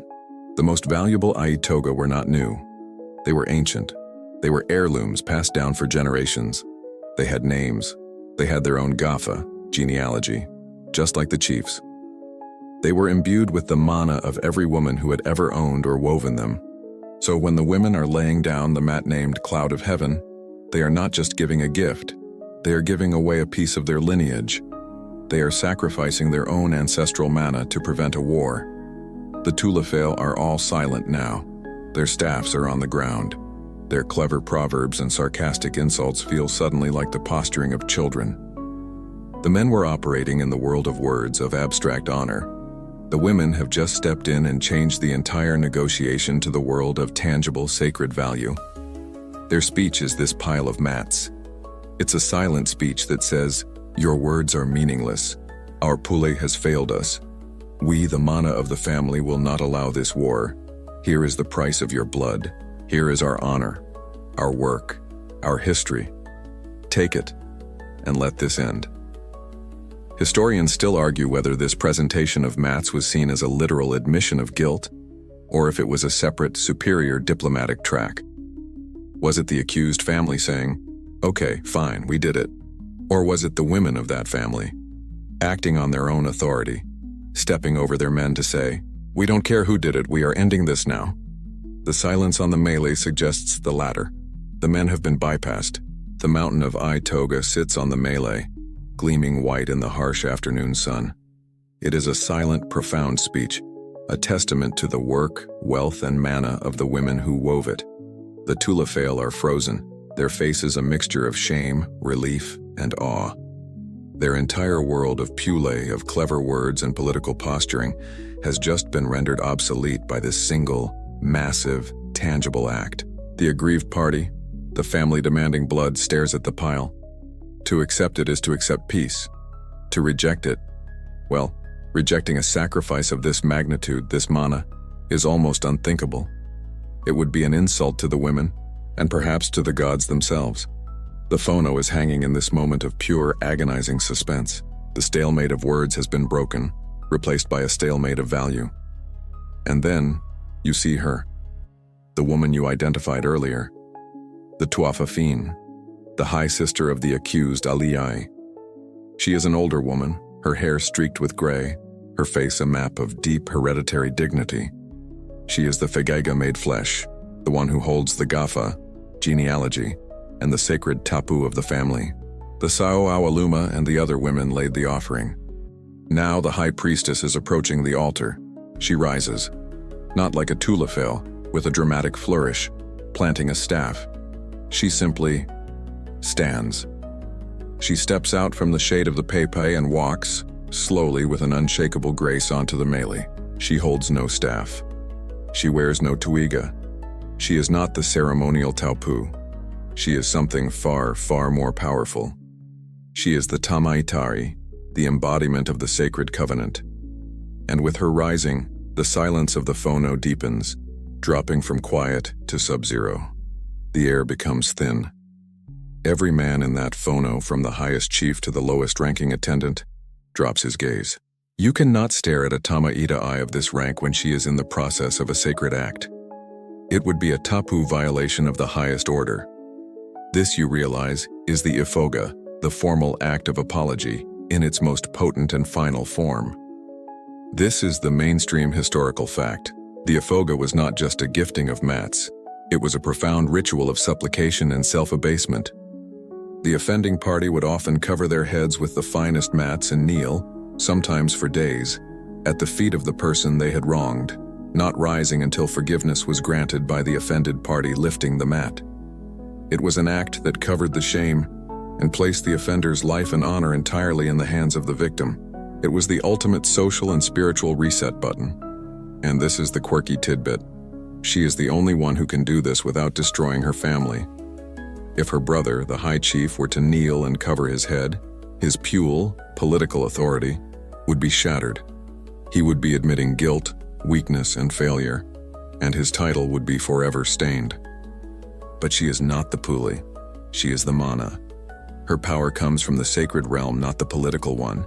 She is not admitting my brother is a weak and guilty politician. She is declaring, I, the sacred embodiment of our shared lineage, am stepping over the failed political world of men to restore the divine balance that has been broken. It's not an act of political concession, it's an act of spiritual power. She is the family's get-out-of-jail-free card, but the jail is a catastrophic war, and the card is her own immense, sacred dignity. Historians still argue whether this was a nuclear option, a last resort that deeply shamed her own family's men, proving their failure, or a planned, formal, and expected Part 2 of the diplomatic process. Was this the backup plan?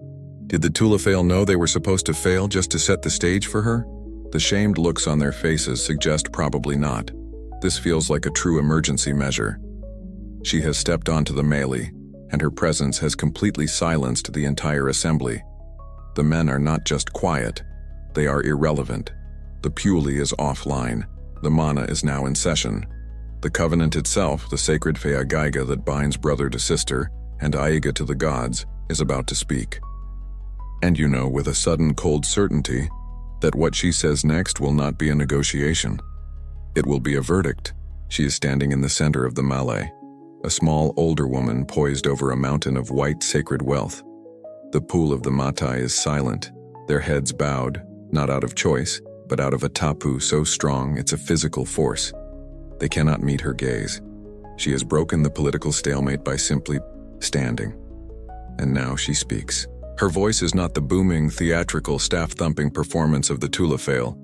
You have to lean in to hear it. It is quiet. It is clear. It is as cold and sharp as obsidian. It's not a voice that's asking to be heard. It's a voice that assumes the silence of the world, and it's a voice that gets it. She does not address the Phono. She does not address the Matai. She addresses the Ali of the aggrieved family directly. She calls his title his Fa'alupega, just once, a sharp crack in the silence. And then, she begins to recite. But it's not a plea. It's not an apology. It's not, oh, please, let's have peace. She is not here to beg. She is here to remind. She begins to speak a gafa, a genealogy. This is a core mainstream historical fact. The recitation of a shared genealogy was the highest and most powerful form of diplomacy. It was a way of saying, before we were rivals, we were family. She starts, not with her own ancestors, nor with his, but with the ancestor who connects them. She speaks the name of a man from her own line, who 8 generations ago was sent as a peace offering to marry a high-ranking woman from his line. She names the woman. She names the children they had. She names the Feagaiga, the sacred covenant, that was established between their 2 families on that day. She traces the tapu blood that now flows in both their veins. This is not a boast like the Tulafales. This is a legal, spiritual, and historical fact.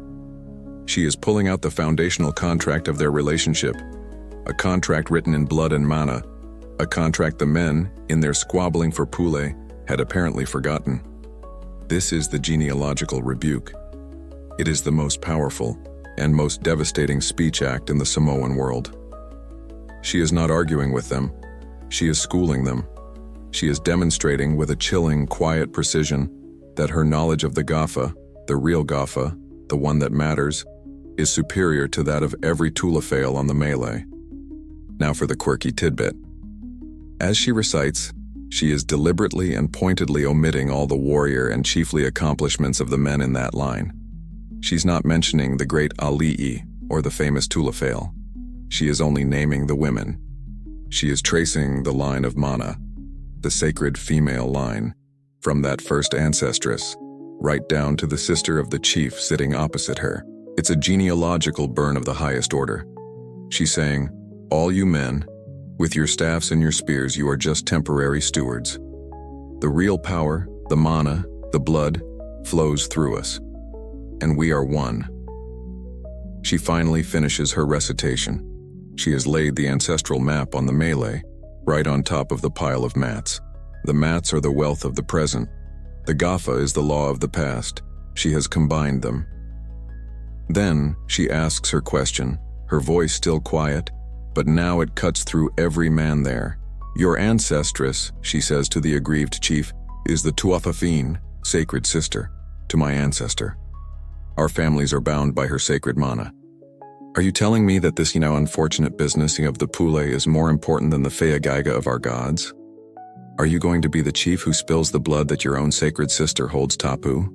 Historians still argue whether this genealogical rebuke was a common, well-established diplomatic procedure or a rare, break-glass-in-case-of-emergency gamble that only a tamaitai of the absolute highest, most unassailable mana and personal charisma could even dream of attempting. It was a mic drop that could itself have started a different kind of war if it failed, but she knew it wouldn't. She has just trapped him. He has no response. If he ignores her, he is not just insulting her. He is insulting his own sacred female ancestors. He is claiming that his political anger is greater than his family's mana. No Ali'i can survive that. She hasn't just offered peace, she has made war spiritually impossible. The aggrieved chief's face is pale. You can see a muscle twitching in his jaw. He is a warrior, a high Ali'i, a man of immense pool, worldly authority. But he has been spiritually and genealogically disarmed. He's trapped. The Tamaitai, high-ranking woman, has just laid out the Feagaiga, sacred covenant, that binds their families. A covenant he is now in danger of violating. He is staring at the pile of toga, fine mats, but he's not seeing them. He's seeing the faces of his own ancestors, the ones she just named, and he's feeling the weight of their tapu, sacredness. He is in checkmate. But what if he wasn't? What if, in a fit of rage and pride, he kicked the mats aside? What if he stood up, defied his own Gafa genealogy, and said, I don't care about our shared ancestress from 8 generations ago. I care about the blood of my chief, spilled last week. The Utu, revenge, will proceed. The war is on. What actually happens? She can't physically stop him. She has no warriors, no staff, no puli. And that is when you learn the most terrifying secret of the mana, sacred power. You learn about the mala, the curse. It's not a curse in the way you're thinking, not a hocus-pocus hex with a bubbling cauldron. It's something far more real and far more devastating. The mala is the formal, spiritual, and all-consuming disapproval of the Tuathafin. It is the ultimate consequence of a brother, or any man violating the Feagaiga. It is the power that can dissolve alliances, shatter careers, and end dynasties. It is the sister's nuclear option. This is the mainstream historical fact. The disapproval of the Tuathafin, when formally expressed, was believed to unleash a supernatural affliction, the mala, upon her brother and his line. This was not just bad luck. It was a specific, targeted spiritual judgment. If a chief acted dishonorably, went to war against her wishes, or failed in his sacred duty to protect and honor her, she had the right to turn her back on him. But when she turns her back, she takes the family's mana with her. She takes the blessing of the ancestors, the approval of the gods. And what's left is a vacuum, a spiritual black hole. You realize this is the true power she holds, the power that is currently radiating from her in silent, potent waves. If this aggrieved chief defies her, a Tamaita who is also his kin, she doesn't even have to do anything. Her disapproval is the mala. His pule would instantly become hollow. His title would be just a word. His tulafale would find their speeches failing. His warriors would lose their nerve. The Atua, gods, would no longer bless his endeavors. His crops would fail. His children would sicken. His mana would leak out of him until he was nothing but a shell. A matai with no authority. A man with no spiritual backing. And here's the quirky tidbit. This mala could be a formal, spoken declaration.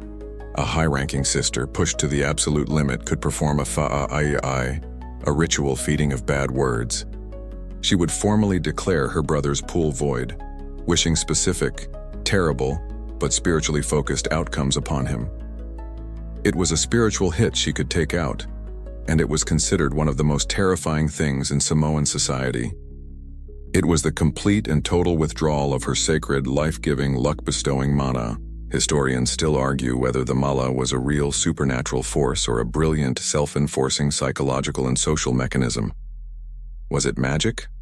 Or was it that if a Tamaritai cursed her brother, everyone believed he was cursed so profoundly that they simply stopped following him? His allies would melt away, not wanting to be associated with a cursed man. His Aiga, family, would refuse his orders, fearing the spiritual blowback, and his pule would collapse. It was a self-fulfilling prophecy, a social consensus that his mana was gone. In a world where mana is power, her ability to declare his mana void was the same as taking it. Her genealogical rebuke in the phono was the warning. It was the polite, public reminder of the mala that stood, waiting, right behind her. You're holding your breath, the entire phono is. The aggrieved Ali stands in the crosshairs of a spiritual weapon so powerful it makes his war club look like a child's toy. He is staring at the Tamaitai, sacred woman, who has just reminded him of his own Gafa, genealogy, and by extension his own Tapu, sacred obligations. He's seeing the shadow of the mala, curse, in her eyes, the spiritual ruin that comes from dishonoring the Feagaiga, sacred covenant. He has no choice.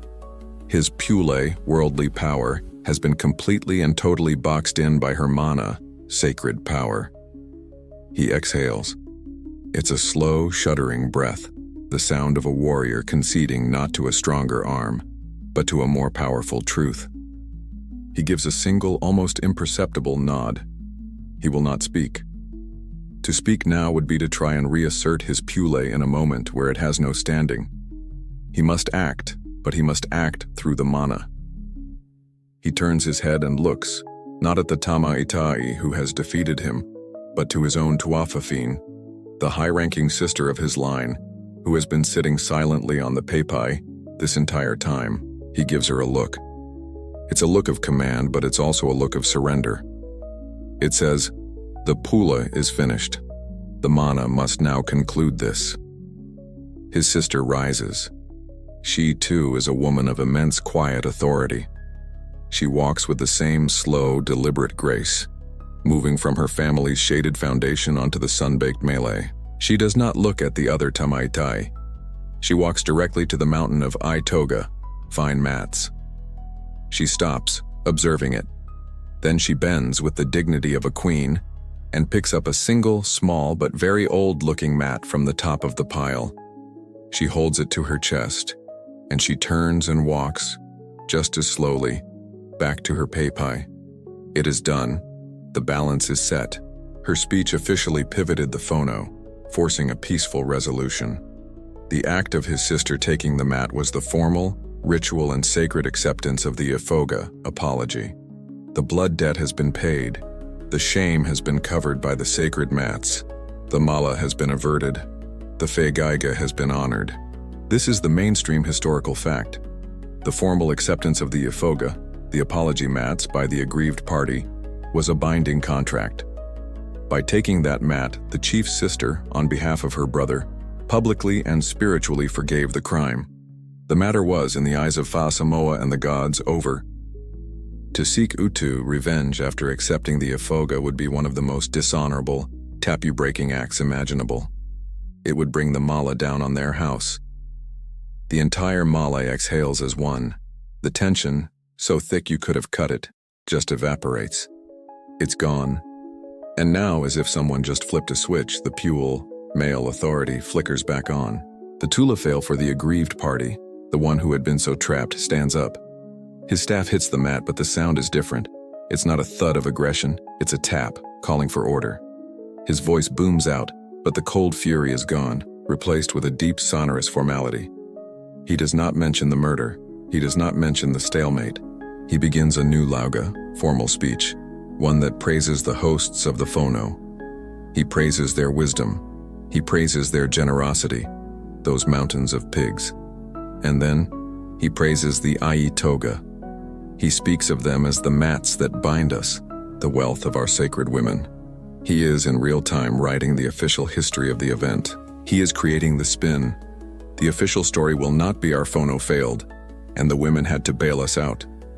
The official story will be in this great Fono, the wisdom of our shared ancestors, as expressed through the sacred wealth of our Tama Itai, has reaffirmed the bonds of our two great families. It's a masterpiece of political recovery.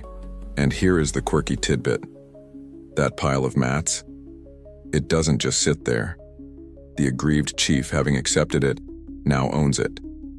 And he will almost immediately begin to redistribute it. He will give a choice mat to the Tulafale who spoke for him, to the other chiefs who supported his cause, even to the host village as thanks.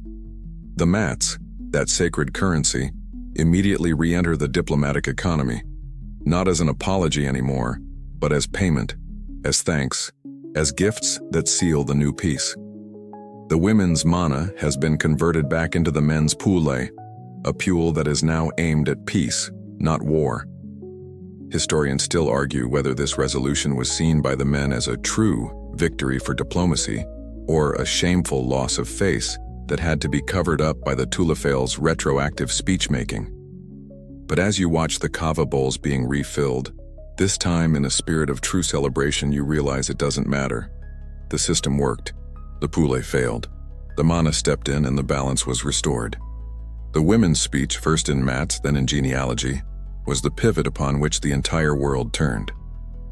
The Malay is quiet now. The delegations are breaking up, not in anger, but in a kind of subdued, formal respect. The Ai Toga, fine mats, have been collected, their sacred economic and diplomatic purpose served. The kava bowls are being cleaned. The Tulafale are finally silent, their pool, worldly authority, having been saved from its own failure. You're sitting under the breadfruit tree again, trying to process what you just witnessed.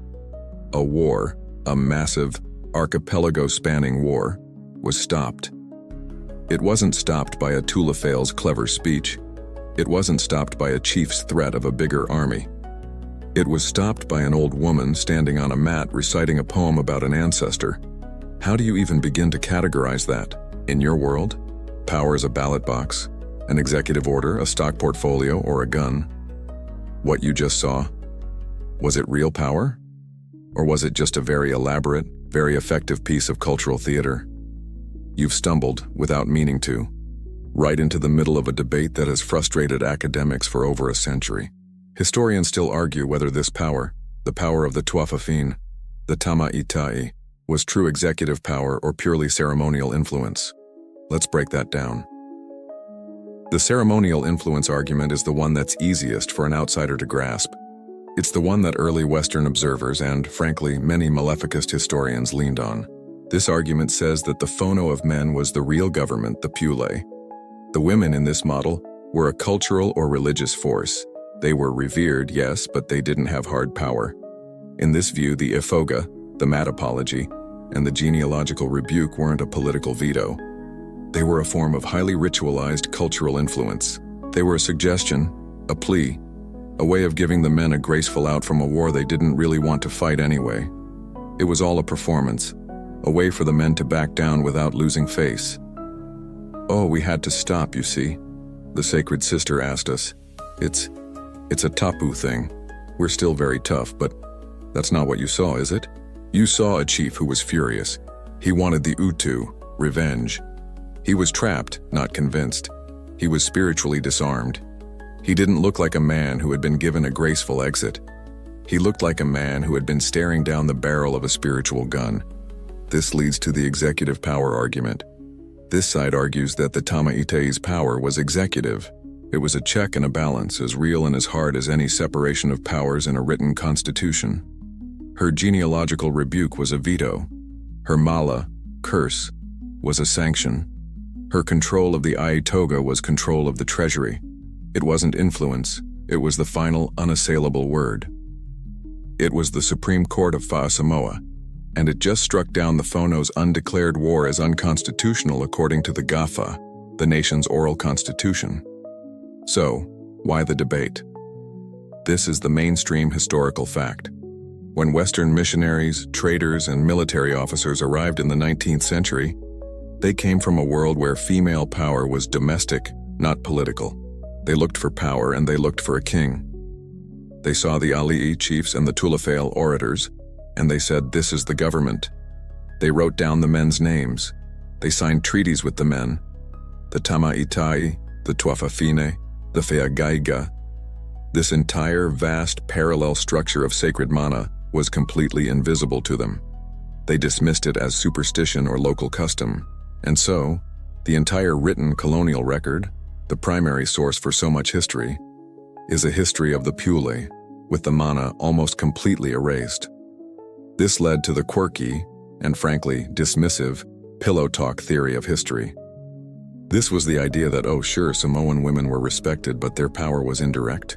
They influenced their husbands and brothers, in private, through gossip or nagging or pillow talk. What you just saw on the melee puts a stake right through the heart of that theory. That was not indirect.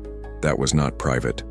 That was the most public, formal, and official diplomatic space imaginable, and she walked into the middle of it and shut it down. The problem you're realizing isn't the Samoan system. The problem is the English language. Our words executive and ceremonial are useless here. They're trying to separate two things that, in Samoa, are one. Her power was ceremonial because it was tapu and involved the gods. But it was executive because it had a direct, binding, and absolute effect on politics. It's not one or the other. It's both. It's a third thing. It's constitutional power in a world where the Constitution is a divine genealogy. You're standing on the beach watching the last of the visiting Fono delegates sail away. The peace so brilliantly and decisively brokered by the Tamaitai, sacred woman, settles over the village. The Feagaiga, sacred covenant, is intact. The mana and the pule are in balance. It's a perfect, sophisticated system. And then you see a new sail on the horizon. But this one is wrong. It's not the familiar triangular P of a Polynesian via. It's a heavy, square-rigged sail. A ship, larger than any fail tele, wallows in the pass, and the sound of its anchor chain rattling through the reef is a sound of pure metallic violence, a sound that has no place here. The colonial misunderstanding is about to begin. You see the men who come ashore in their small boats. They are dressed in ridiculous, suffocating layers of wool, their faces pale and sweating in the tropical heat. They are traders, missionaries, and later, naval officers. And they are looking for one thing: the boss, the king, the guy in charge. They walk onto the melee, right past the paipe of the high chief's sister, and they demand to be taken to the Ali'i. They see the Fono of men, and they make an assumption. They write in their journals, the government of these islands is a council of chiefs. They've correctly identified the Pule, and in their world the Pule is everything. A missionary, perhaps from the London Missionary Society, sees the Taupu perform her sacred siva, dance, at the Ava Kava ceremony. He doesn't see a high priestess consecrating a diplomatic ritual. He sees a lewd, heathenish dance, a half-naked savage girl wiggling in a disgraceful way. He immediately sets about trying to ban it, to replace it with a hymn. He doesn't just misunderstand the mana, he identifies it as his enemy. He sees the tapu system not as a sacred framework for social order, but as devil worship and superstition. This is the mainstream historical fact. The tripartite colonial division of Samoa in the late 19th century by Germany, Great Britain, and the United States was the direct result of these powers backing different rival Matai factions. The Samoan civil wars were a catastrophic escalation of the Pula-based rivalries. fueled by Western guns, money, and political interference. The colonizers picked their king, like Malietoa Laupepa or Mataafa Yosefo, and armed him, completely ignoring the Feagaiga and the mana-based structures that were meant to prevent this kind of unchecked pule-on-pule violence. They poured gasoline on the pule side of the balance, while simultaneously trying to extinguish the mana side. Now for the quirky tidbit. When missionaries like John Williams arrived, they made a strategy out of deliberately violating tapu. They would touch a chief's tapu head, or eat a sacred fish, or mock the atua, gods. When they didn't get struck by lightning, they would declare their god the winner. They saw this as a victory over paganism, but what you see, knowing what you know, is that they were conducting a direct frontal assault on the tapu of the Tuatha. They were attacking the very concept of sacred female authority. They were trying to prove that mana was a lie, and that the only thing that mattered was their own singular male god and the pule of the men who followed him.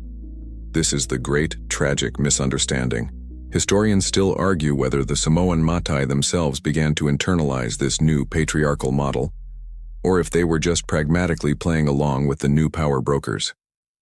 Did the Ali'i and Tulafale see a new path to power? A way to finally get out from under the heavy, watchful gaze of their sisters?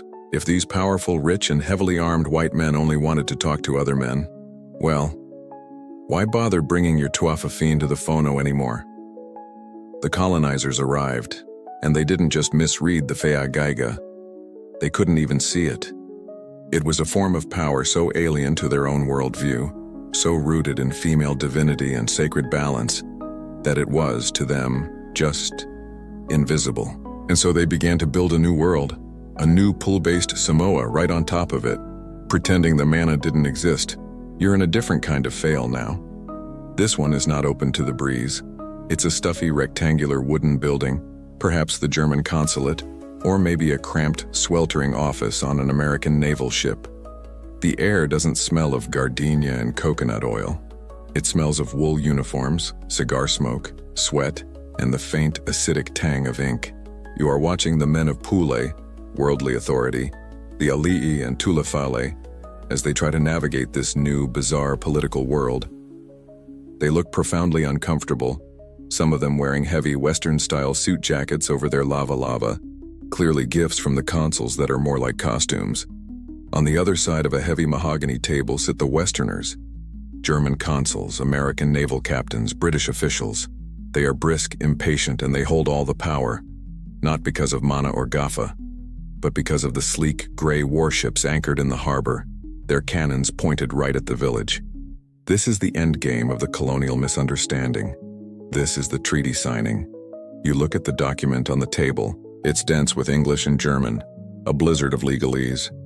You see a translator, maybe a half Samoan Tulafale or a missionary, sweating, trying to find the Fa Samoa words for concepts like sovereignty, annexation, and extraterritorial jurisdiction. How do you translate your lands are now the property of the Kaiser? How do you explain that this paper, this stack of dead trees, will now override the Gafa, genealogy of the gods? It's impossible. The Tulafale is just nodding, probably thinking this guy is the worst orator he's ever heard. No fa'alupega, honorifics, no proverbs, just law. It's a joke, but it's a terrifyingly unfunny one. This is the mainstream historical fact. You are witnessing the creation of the Tripartite Convention of 1899. This is the moment the bickering colonial powers, who had fueled the disastrous Samoan civil wars by backing their own rival kings, finally decided to just carve the archipelago up. It was a cold, pragmatic act of pure imperial pule. The convention formally partitioned the islands. Eastern Samoa, with the strategic harbor of Pago Pago, was given to the United States. Western Samoa, the larger islands of Upolu and Savaii, was given to Germany. Britain agreed to back off in exchange for Germany giving them Tonga and parts of the Solomon Islands. It was a neat, clean, monstrous real estate deal made in Berlin and Washington, and the Samoans were not negotiators. They were the property being exchanged. The pen is pushed forward. You watch as the great Matai, the heads of the Pule lines like Malietoa and the defeated Mataafa, are guided to sign. This is the quirky tidbit. Many of them, unfamiliar with a Latin script, simply signed with an X. NX, the mark of illiteracy, a symbol of a void, being placed on a document that would create a new, binding and written reality. They are signing with the 19th century version of this email as a binding contract, except it's a contract that signs away their nation's autonomy, and they didn't get to read the terms and conditions. You watch them sign. And then you, with your new understanding of Samoa, scan the room. You look for the other pillar of power. You look for the mana. You look for the Tuafafine, the High Sisters. You look for the Tamaitai, the women who hold the Gafa from the gods. You look for the Taupu, the one who must consecrate all treaties with sacred Ava. You look for the Sao Awaluma, the women who hold the Ai Toga, the treasury, the only wealth that can truly seal a diplomatic bargain. They are not here. They are not in the room. They weren't invited. The Westerners, in their profound, arrogant, and self-assured ignorance, didn't even know they existed. They had identified the Pule, the men, as the government, and had completely, totally, and fatally ignored the mana, the women. This entire treaty, this foundational document of modern Samoa, is being ratified without the consent, the blessing, or even the presence of the sacred, balancing half of the entire system. The most important people, the ones who could actually stop a war and make a real peace, are back in the village, probably weaving a mat, entirely unaware that the men have just given the farm away in exchange for a few guns and a piece of paper. Historians still argue whether the Matai who signed these treaties knew the full devastating extent of what they were doing, or if they saw it as just another form of Pula-based diplomacy. Did they think, this is a temporary alliance, these paper-obsessed white men will eventually leave, and the mana of the land will remain eternal? Or did they know in that stuffy wool-scented room that they were being conquered, and that their X was the signature of a Pule that had been hopelessly severed from its mana? What you're seeing is the moment the balanced, sacred sphere of Samoa was brutally hammered into the flat, patriarchal pyramid of the West. The document is sealed. The mana has been written out of the law. The ink is dry. The X is on the paper. The German flag, or the American one, is now flying over the melee, right next to the chief's fail. The colonial administrator, a brisk man with a truly unfortunate tropical suit and a permanent sunburn, now holds meetings with the Matai. But it's not a phono, he's just giving orders. He's appointed a phono of Pule, a council of Matai who are, in reality, just middle management for the colonial government. And you notice, with a sinking feeling, that the Tamaitai, sacred women, aren't on the Pepe watching anymore. Why would they be? The Pule, worldly power being discussed, isn't their family's Pule anymore. It's some German guy's Pule. The whole system you just learned to appreciate, that perfect sacred balance of mana and Pule, seems to have been shattered, its Pule side ripped out and replaced by a foreign engine. You're walking through the village. It's the early 20th century now. You see a school run by a stern missionary, where young Samoan girls are being taught not to weave ai toga, fine mats, but to sew Western-style dresses and sing hymns. You see the new church, the biggest building in the village, which has replaced the melee as the center of public life, and its leadership is exclusively male. It looks for all the world like the mana has been defeated, like the sacred female pillar of Samoa has crumbled to dust, just as the missionaries and administrators had hoped. But then, you get an invitation. A high chief, the Ali of a neighboring village, has died. This is not a colonial event. This is a Samoan event. And you, as a member of your adopted Aiga family, must attend. You arrive, and the scene is overwhelming. The entire village is in mourning, but it's an organized, formal, and immensely powerful mourning. And the colonial administrators? They're nowhere to be seen.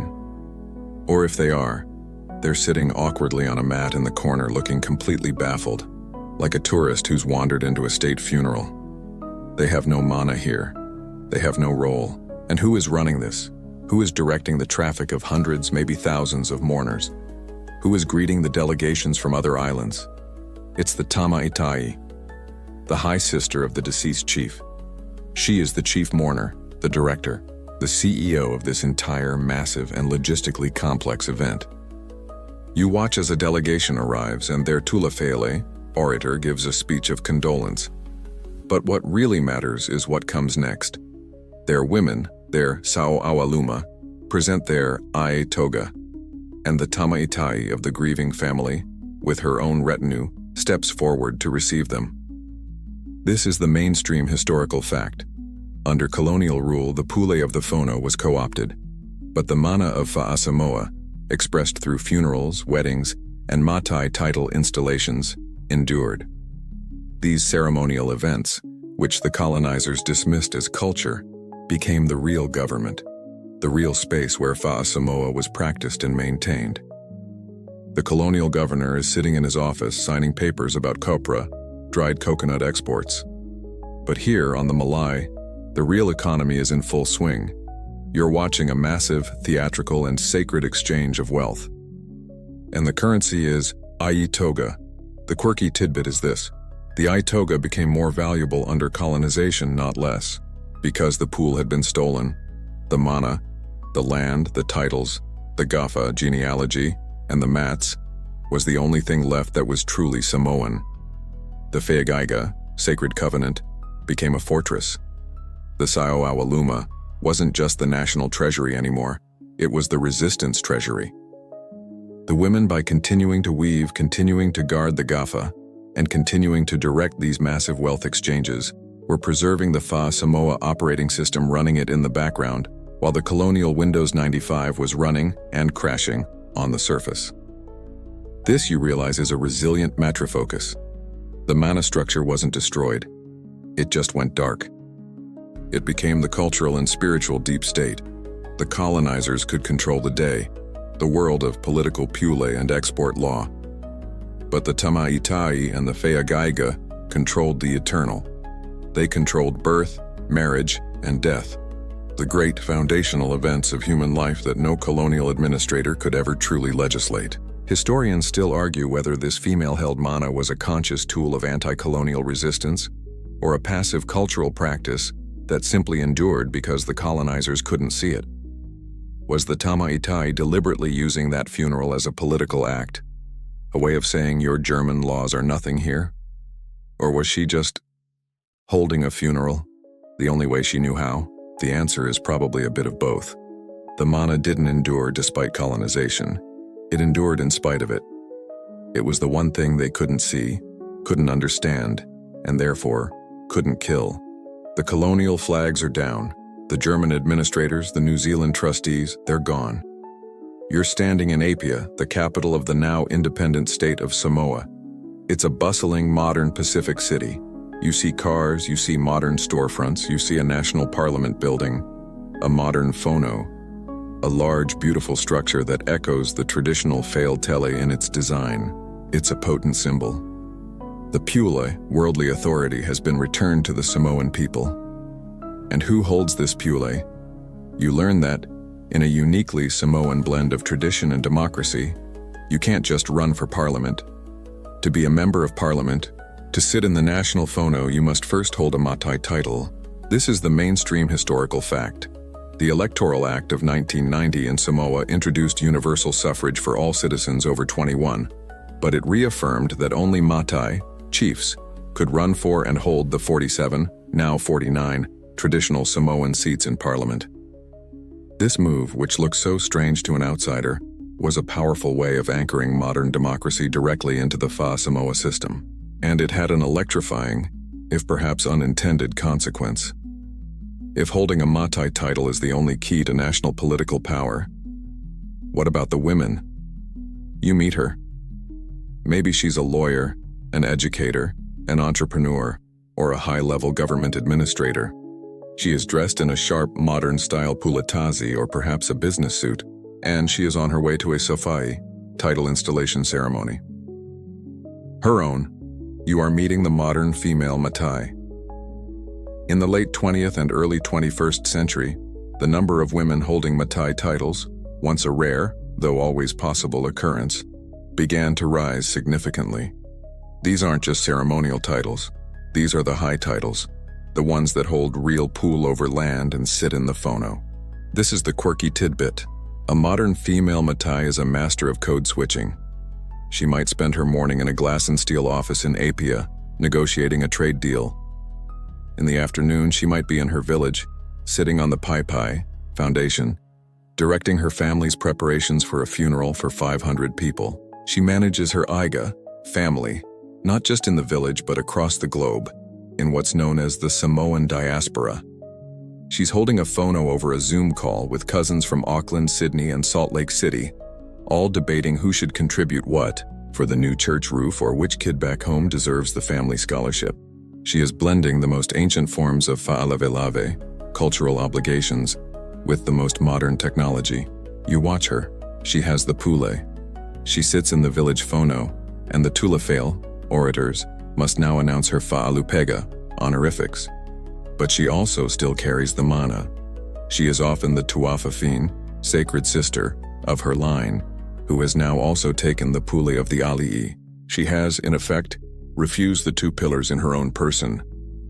She has taken that hidden, resilient metrofocal power that endured through the colonial era and has stepped back into the phono with it, this time as a full, titled participant.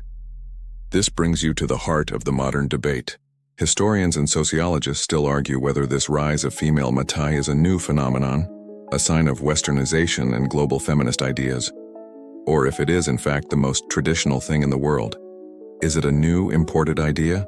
Or is it a reemergence? Is it simply Fa Samoa finally healing from the colonial trauma, finally correcting the imbalance that Westerners created?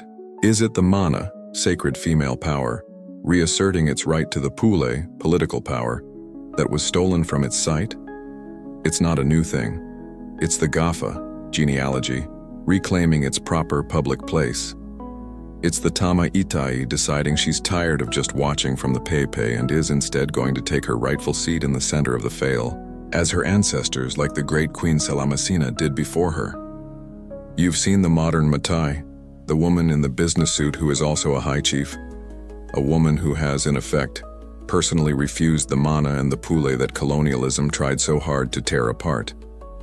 And as you watch her walk into the modern phono, the parliament building, you're suddenly back on that sun-baked melee centuries ago. You're watching that old, powerful Tamaitai, sacred woman, stand up. You're seeing the mountain of Aitoga, fine mats, gleaming in the sun. You're hearing the absolute, deafening silence of the Tulafale, Orators, as their entire world of pule, worldly authority, is gently but absolutely superseded. You've been on this long journey with us tonight, from that first phono to the Ava ceremony, from the topus, ceremonial maidens, sacred dance, to the colonial treaty table, and now, finally, you understand the unseen foundation.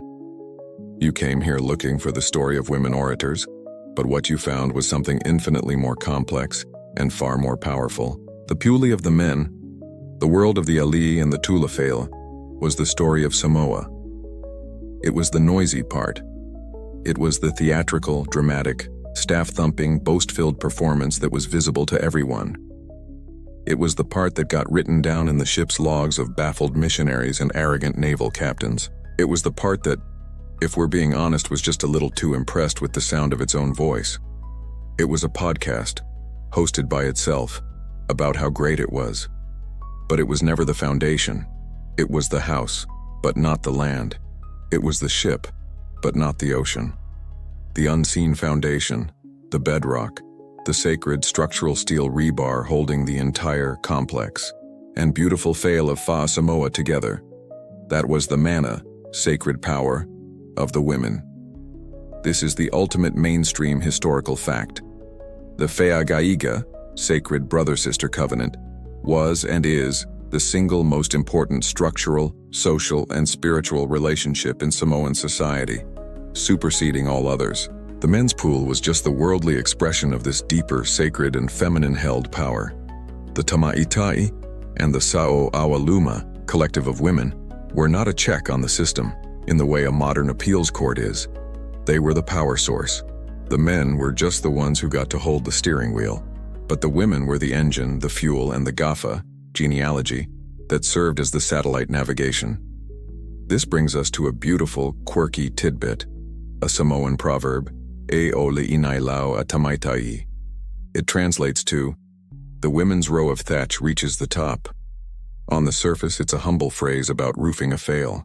The men build the big, heavy framework. But the inilau, the final highest row of thatch that caps the entire roof and makes it waterproof, that is the work of the women. It's a profound metaphor. The men's puli can build the structure, but it is the women's mana that completes it, that makes it sacred, that protects the family, and that reaches the heavens. The Tulafale could talk all day. They could have oratorical cage matches until they were all hoarse. But as you saw, without the Ava consecrated by the Taupu, their words were just hot air. They weren't a binding treaty.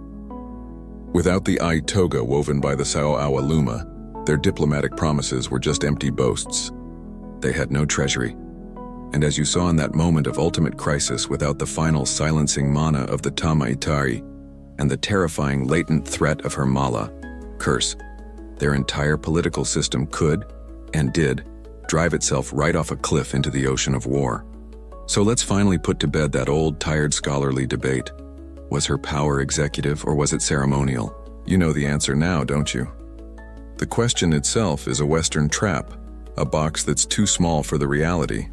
It's like asking if the ocean is wet or deep. It's both, and it's also a dozen other things. It wasn't ceremonial influence. It was foundational power. It was the power that created the platform on which the men were allowed to perform their politics. It was the power that set the rules, that held the bank, that wrote the Gafa which served as the Constitution, and that, when all else failed, walked onto the Malay, silenced the children, and laid down the law. It wasn't the exception to the rule. It was the rule. You've finally understood. The hidden story isn't that Samoan women also had power. The hidden story is that the men's pool was just the visible part of a system that was, at its very core, anchored, balanced, and ultimately controlled by the sacred, foundational, and absolute mana of the women. That's the foundation, and it was there, holding the whole world up, the entire time. And now, the Malay is quiet.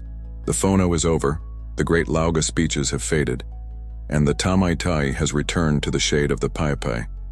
The Itoga, having served their sacred purpose, have been gathered, and the balance is restored.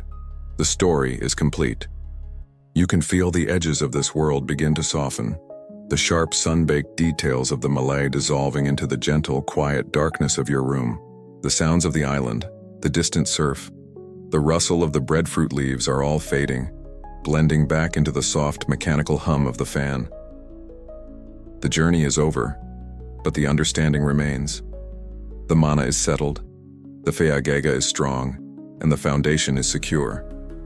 You can let go of the tension now. You can let your mind drift away from the complex genealogies and the silent political maneuvers. There is nothing left to analyze, nothing to solve. The peace has been made. The world is in balance. All that is left to do is rest.